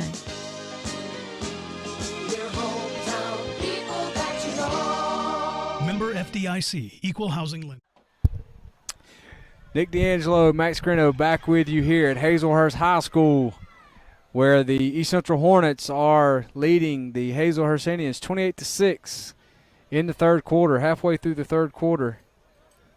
East Central's quarterback Deuce Hugger scored his second touchdown of the evening to bring the score to 28-6. East Central looks to kick off from their own 40. I'd like to think Ferris has gone for another one of those pooch kicks this kickoff too. They've done pretty good for the defense field position-wise so far.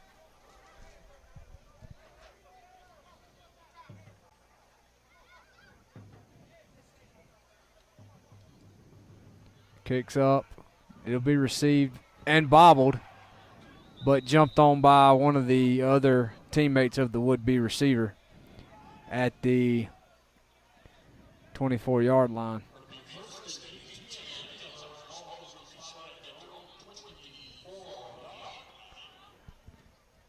And East Central's really taking advantage of some of their depth right now on the defense. They have some of the original starters in there, but like we said earlier, there's really not any true starters the way they rotate all of them in. And that's our heat timeout for the third quarter.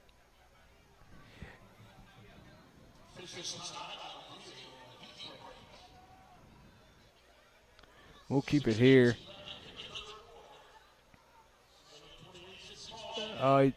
We do see one senior's checked in. Brandon Hodges, I've seen him on the field a few times tonight, playing on the outside line, at the outside linebacker position. Brandon weighs in at 6'1", and 185-pound senior.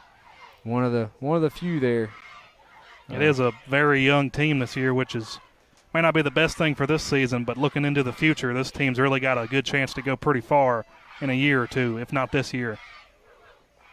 Certainly get a lot of experience and a lot of time. And really, for the first time, this senior class is the first class, I believe, to start all the way from middle school to their 12th grade year with one. They were under Coach Smith, but Coach Collins is very similar in his mythology and how they get there.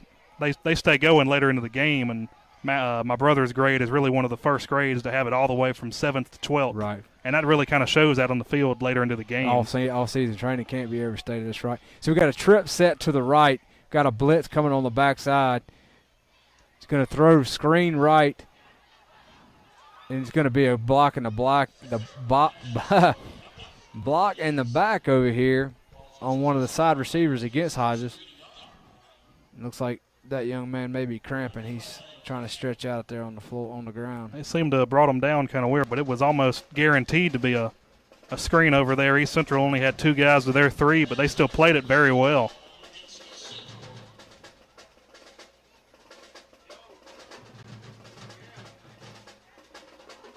Waiting on a call. Have you seen a call, Max? I believe he called either blocking the back or holding, but it was definition blocking the back. He had Hodges there right underneath the back of the helmet and drug him to the ground.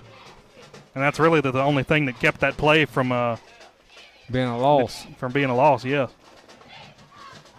The officials seem to be discussing the exact call, though.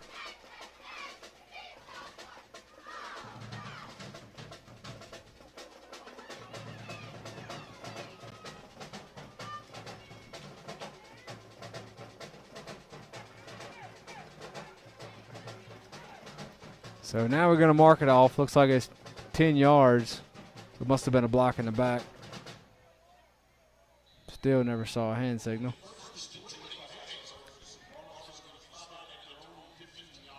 So 1st and 20, back to the split right set.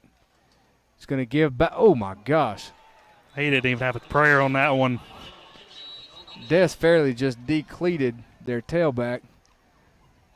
Maybe I exaggerated a bit, but I felt it from If up they weren't here. tied, they're off now. But he has had a really good game this evening. And that's a special talent right there. He came off the edge, standing up faster than the tailback could get back to the line of scrimmage, and that's just really pure speed right there, just showing off. So clock clicking down to the 5-minute mark as Hazlehurst looks at should be a 3rd and 20. Going to give back around the end. Good night. Hollis Porter slings him to the ground.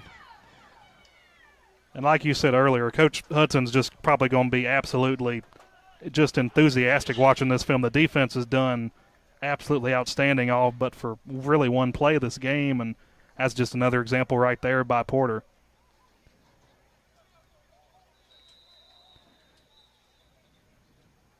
I hear a whistle down there.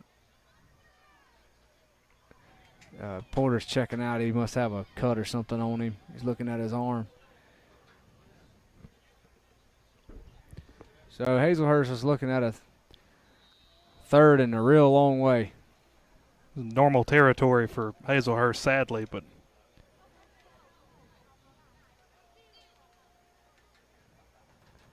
snaps back. He's going to give it again. Same play up the middle.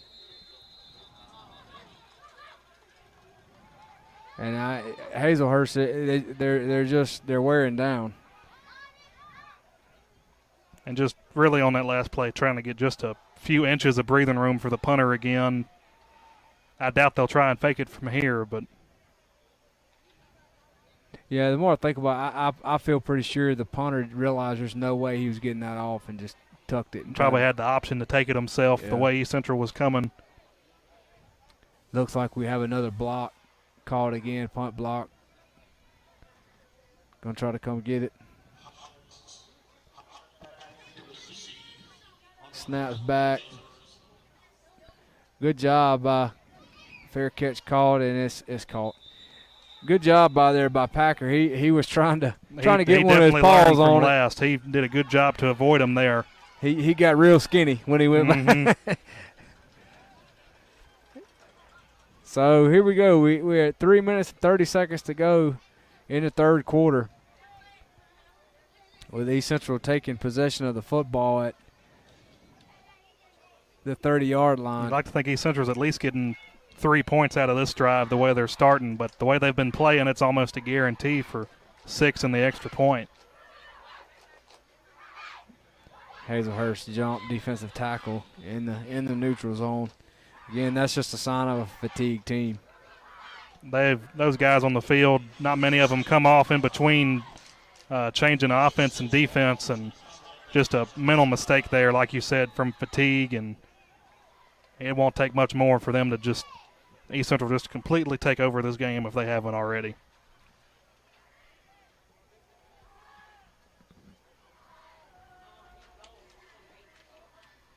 So Fant's going to come to the near sideline.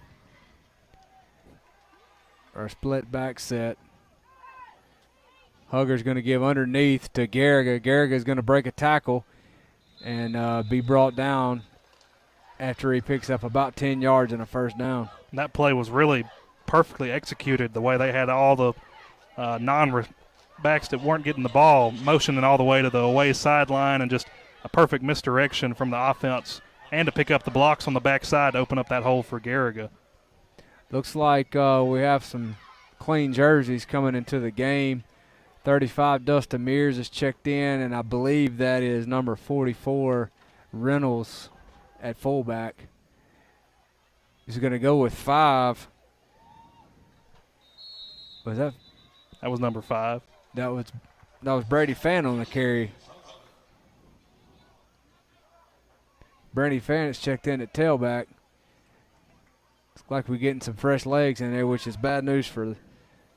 And that's where East Central's really just showing off in the depth difference right now. They have guys, they can probably put in 3 or 4 more guys in the backfield before they start getting shortage. But and just because they're new into the game for today doesn't mean they're leaving off. They're picking up right where the starters left off. Garriga again around the end. That's Preston Garriga, Jr., 5'9", 150 pounds.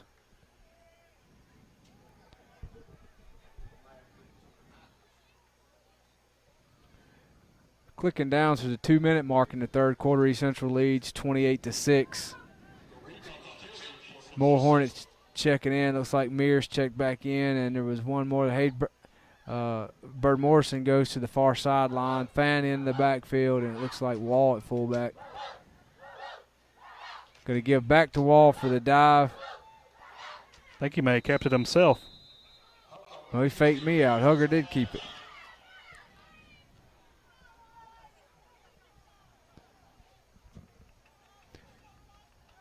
It appears as though East Central is just trying to burn some time and continue to move the ball down. We got a flag on the play.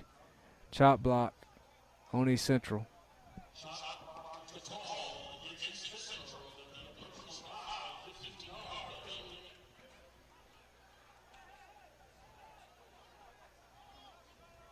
And that 15 yards really just may be I don't know if it'll be the drive ender, but really going to hurt East Central's chances of getting in the end zone. But again, probably just some confusion up front on who was blocking who, and accidentally ended up cutting and blocking one guy.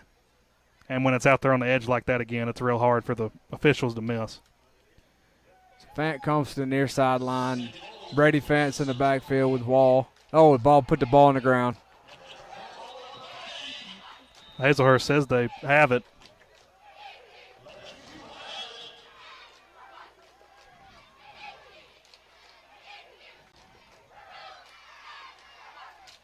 And the official said that Hazlehurst recovered. First down for Hazlehurst. So not sure what happened there. Deuce came out with the ball. I'm not sure if he just lost a grip on it or is it quarterback center exchange. He may have came out of under center before he had the ball all the way, and just the movement on the play may have jarred it loose. But that's East Central's first turnover of the night. But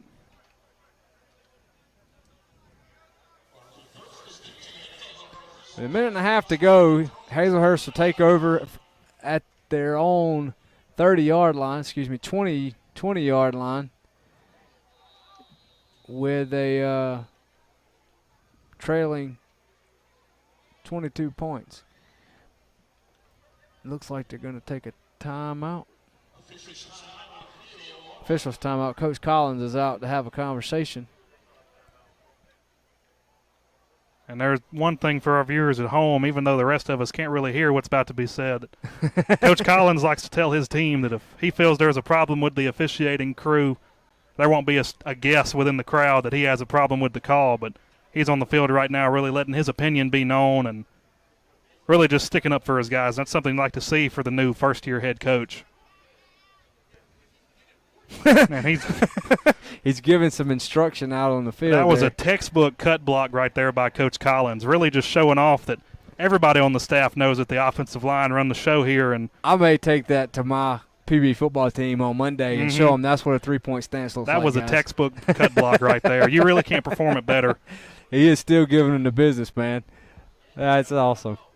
He seems to be done for now, but I wouldn't doubt if he's coming back.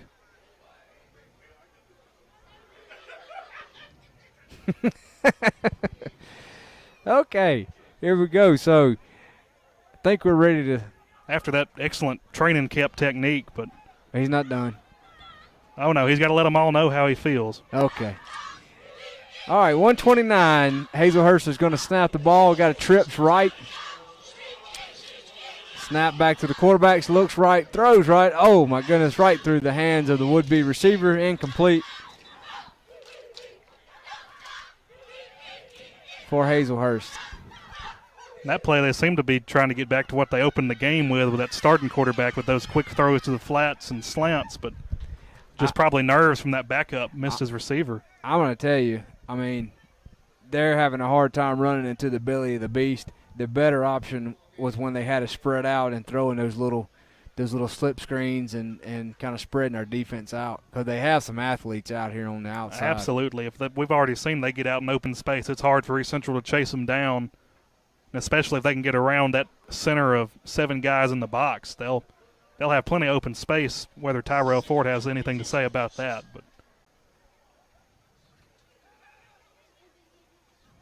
nice play by the senior linebacker, number Brandon 38. Hodges. Really using his height right there just to absolutely swat the ball down. If he had a chance to catch that, that's probably a second touchdown by a linebacker by tonight. But. So Hazlehurst looking at a 3rd and long after those 2 pass plays. They've only burned 6 seconds off the clock this entire series. Lined up in a trips right.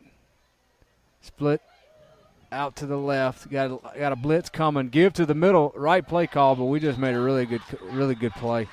I couldn't tell which one it was. If one of the linemen pulled him down with Seemed like one of our defensive linemen just reached around the guy that was attempting to block him and brought him down himself with some help from a linebacker. But even fresh guys on the defense right now at the linebackers and defensive line just picking up right where the starters left off. Yeah, number 83, Sean Lusk, senior, is checked in at defensive tackle. We're lined up for a fake. We're not even. Snaps back. Hollis just let it bounce and roll. Get away from it. Get away from it, Des. Not real sure what Fairley's thinking there. Caught up in the moment, I guess. Maybe he was trying to tell Hollis, watch this, I'm supposed to return this punt. He doesn't want Hollis to have all the fun. I can tell you, he's probably himself. supposed to get chewed on. Yeah, he got something. Yeah, he's getting talked to. I'm sure he may have heard the Hazlehurst coaches there yelling and thought that someone may have touched it from East Central, and he was trying to do his best to recover. But also still may be learning, just a sophomore on the field. Well, he's exciting to watch. I actually remember him in Pee Wee and Des Fairley whenever he was in Pee Wee. I can remember seeing him. And God made football players, and he's one of them. He's been a star on the field since he's been playing middle school at East Central, and really just takes over any defense that he's on. So there's a give back to Wall up the middle again. He's going to be stopped after a short gain. And that probably will run the clock down to the end of 3rd quarter at 15 seconds. That's if Coach Collins wants to. They seem to be trying to run another. Yeah, that's going to do it.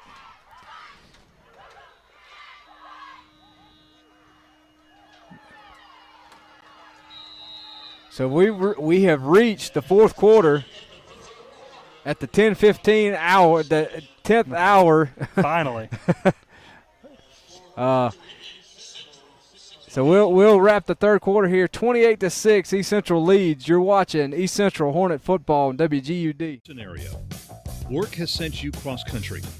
You drive 2,000 miles, eat something that resembles food, and seal the deal with a room full of strangers. Now you have a big old check, which means you hold in your hands the future of your company. But wait, you have the Singing River Federal app, which means you and thousands of others like you can bank wherever you are. So no more worries, except for whatever you ate. Singing River Federal, the better way to bank, wherever you are. Singing River Federal Credit Union, a proud sponsor of Hornet football.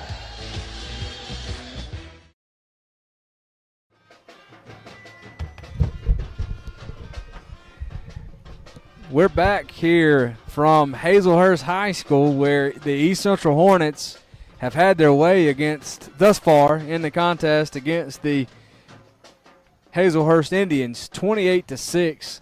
It's been an exciting ball game once it actually finally got started. If you're just joining us, we had an extended weather delay before kickoff, and so as we start the fourth quarter here, we'll start off with a penalty.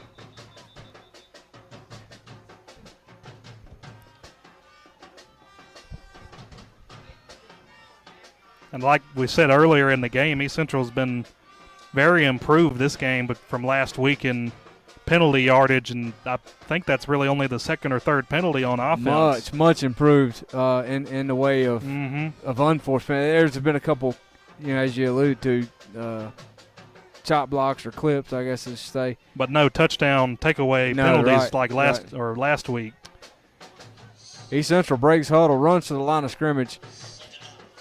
Going to give back to Eli Smith, and Hazlehurst got some penetration there through our offensive line that time, and the play seemed like it took a while to develop. I'm thinking the pulling guard may not have been able to get around. Just one misstep on that offensive line can really make the whole play just almost a wash. So we hadn't had this since the first quarter. We got a 3rd and 10. Bird Morris to the near sideline. Hugger under center. He's going to roll right. He's got good protection out front. Oh, wow. What a throw. What a catch. Nice job by Lambert on that first down. Picked up about 12 and a half. Needed 10 and got 12. The beauty of a pass, too. Second catch of the night for Lambert. It was. That was Auburn-style. Catch, no run. I don't know. Auburn, man, usually it bounces off somebody's head and they catch it, or some other lucky something happens. Oh, well, we'll just be good. We don't need the luck yet.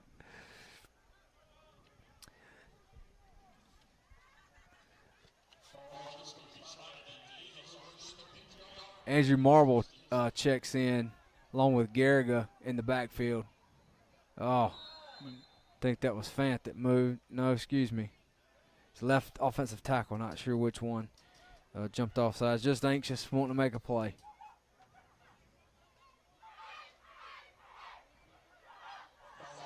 And East Central's really getting some reps out of some of the backs that may not normally see the game.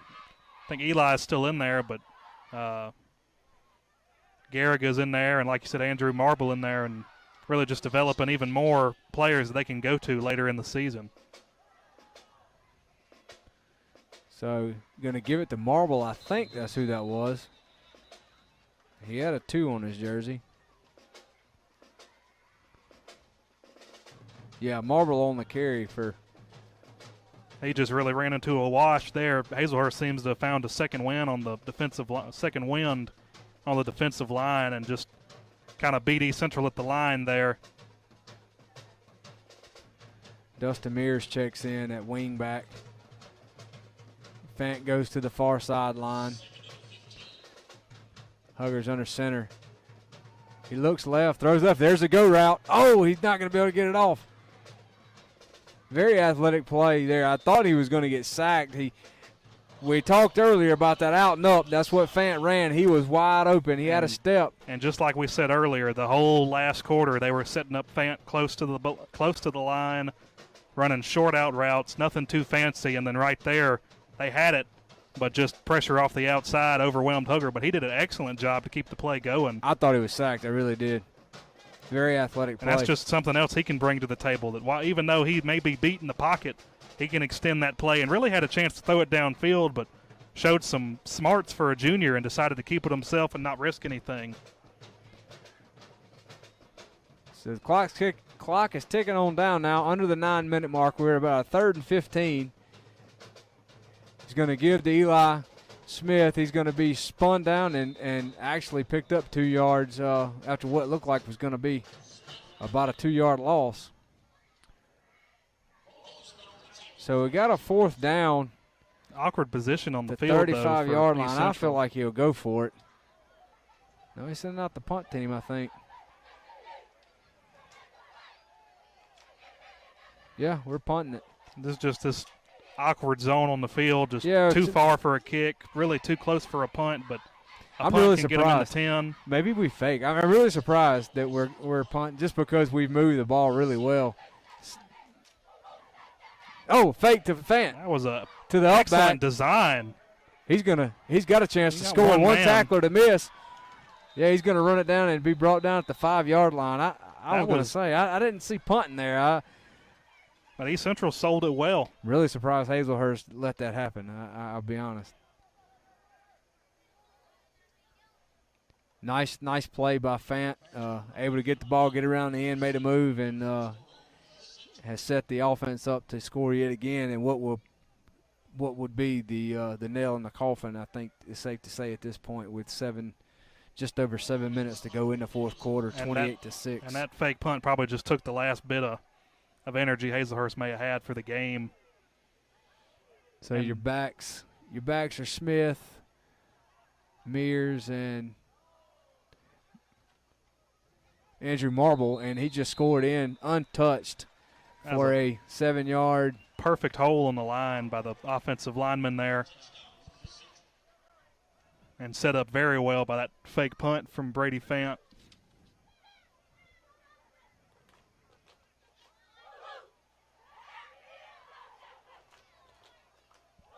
So Andrew Marble, number 12, 5'10", 190-pound sophomore, scores the first touchdown of his varsity play here as a East Central Hornet. Snaps back, holds down, kicks up.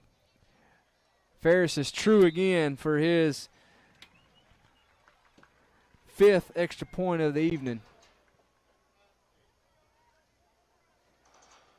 With that extra point, or with that touchdown and extra point, that brings the score to 35-6 at the 7-minute mark here in the fourth quarter at 10:30 from Hazlehurst High School, where our East Central Hornets have shown up to play, made the 3-hour trip, or 2-hour and 45-minute trip, 3 hours. 3 hours dreading from the 3-hour trip back.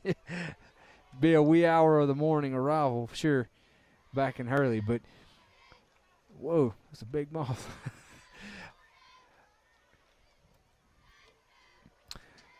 So East Central's going to line up to kick off to the Indians. And almost just sure guess on what Ferris may bring out to kick here, as they've used that pooch kick every kickoff so far.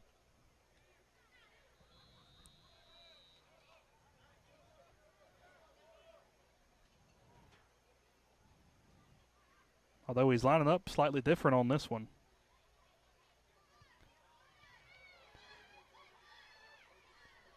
It's going to be caught, returned, midfield. We've got a flag down. He was hit initially by Josh Weaver. He was able to break that tackle and brought down by a host of Hornets. Weaver slowed him up enough just to be gang tackled there. But we have a flag. I'm thinking it's going to be a holding call. Holding on the return team. And just a quick grab there on the return was just enough for the official to see and probably turned that, what was really a good return for Hazlehurst, back into where they've normally started their drives. But boy, they have had some terrible field position on some of their drives. They've definitely lost that side of the game so far. Outside of the touchdown that they scored, I don't know that they've even been on our end of the field since I don't then. think they've crossed the 50 other than the one 40-yard run. And the defense probably is taking a lot of pride in that tonight. It looks like we've got a lot of young guys checking into the game now. I see Ryder in at cornerback. Tyrell Ford still in the game making plays. Made a tackle there. Let's see. Taylor Womack's checked in at linebacker, number 19. Carson Ryder at cornerback, number 16. Number 26, Tristan Dobbs, is on that play. He's just checked out. Brent Dickerson has checked into the game at cornerback. And what really opened up that last play was really just a misalignment on the defensive line that gave Hazlehurst a hole that they really haven't had all game. And they turned that and capitalized to a first down run. Snap back, going to give back to the tailback and brought down really quickly by Jared Huff. Huff and Taylor Womack, a junior, on the tackle there. And Huff was untouched in the backfield there. I think that'll be our final heat timeout.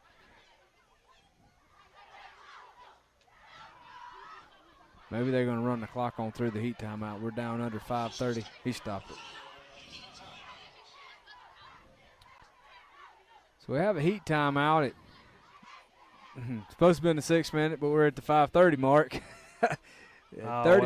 35 to 6. The Hornets have so far played well enough to win. It wasn't too flashy, but it was just enough to assert that they were here to play, and they didn't mess around from the jump after their first drive where they stalled out, and they've just really dominated all three phases of the game since then. We're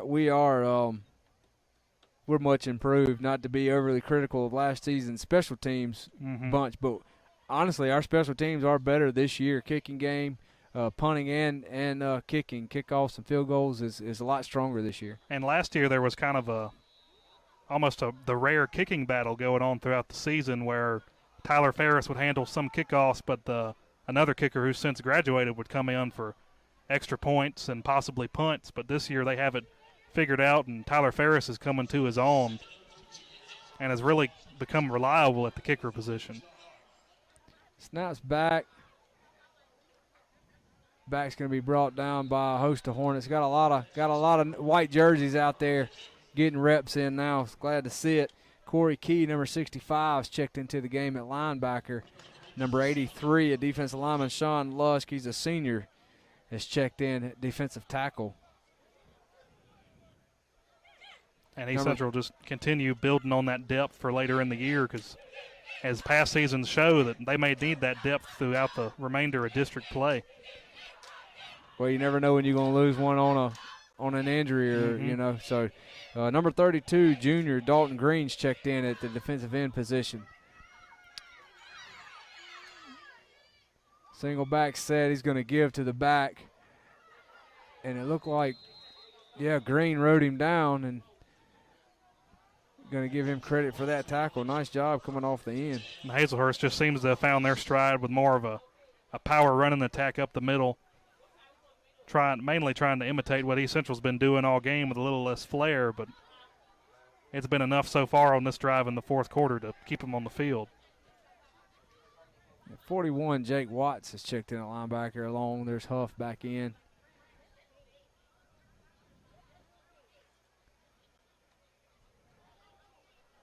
Back in motion, going to throw a little swing pass to him. Oh, nice move. He's going to be brought down by 30. Brent Dickerson. And that was showing off on East Central's good defensive discipline right there, where even though the first tackle on the play was broken, he immediately got up and made his way downfield where the whole rest of the defense was waiting for the tackle. It's really just been a perfect defensive showcase so far throughout this entire game. So 3:30 and counting. Hazlehurst on a bit of a drive. Really milking that clock. They just don't want East Central to put it in again. We got a single back set, shotgun formation. Play clock down to 3. Snap's going to give to the back, and he's going to be brought down by, again, look like Green again on that tackle, along with other Hornets piled on top there. So we're going to cross the 3-minute mark as we continue to run toward the end of the game here. Things begin to wind down.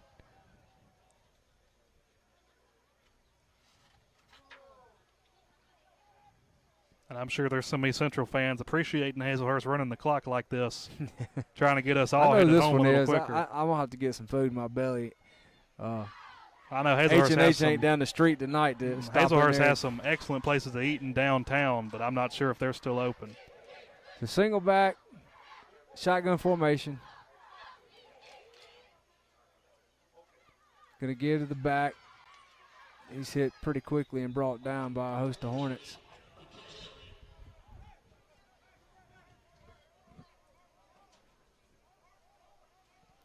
Know we have a lot of folks back home wanting to hear their grandson or nephew called. We're trying to catch all of them as they come into the game.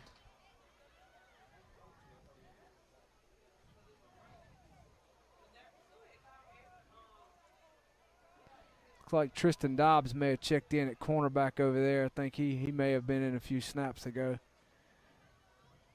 And moved Ryder over to safety. Going to give to the back, and he's hit pretty quickly. What they've done is brought that quad receiver and brought him in, and they've gone to a double tight set. Try to beef up the line a little bit more. And it's worked for them so far. They've been getting, granted, short runs for the most part, and this is the first time East Central's really slowed them down this drive, but Hazlehurst finally found something that works. It's just too little too late. Well, Wyatt Smith just checked in, number 64, and he's not a little fella. I don't think they're going to push him over real easy.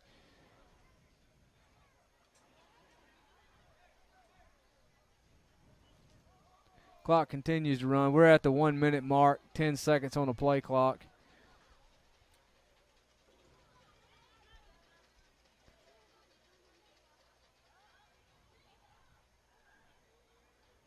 Hazlehurst going to take a delay. I'm not real sure why they did that. That was 4th down. It's 43 seconds to go.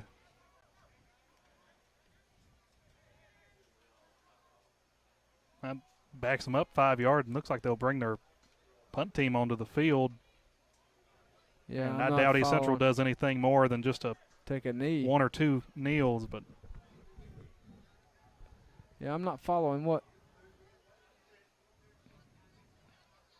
what's happening. Hazlehurst seems to just be preventing the inevitable so far. Well, it seems as though he's trying to keep East Central from getting the ball back. But I don't understand why he would have took the delay of game there, because it was 43 seconds to go. The play clock's only 25 seconds. Especially with a stoppage in play. So he's going to punt.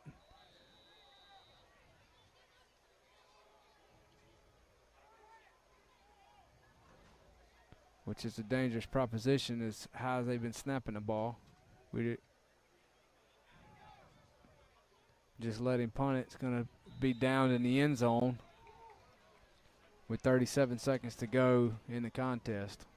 And that's just enough for East Central to come out, snap it once, and send us all home only about 2 hours after we thought we'd be. We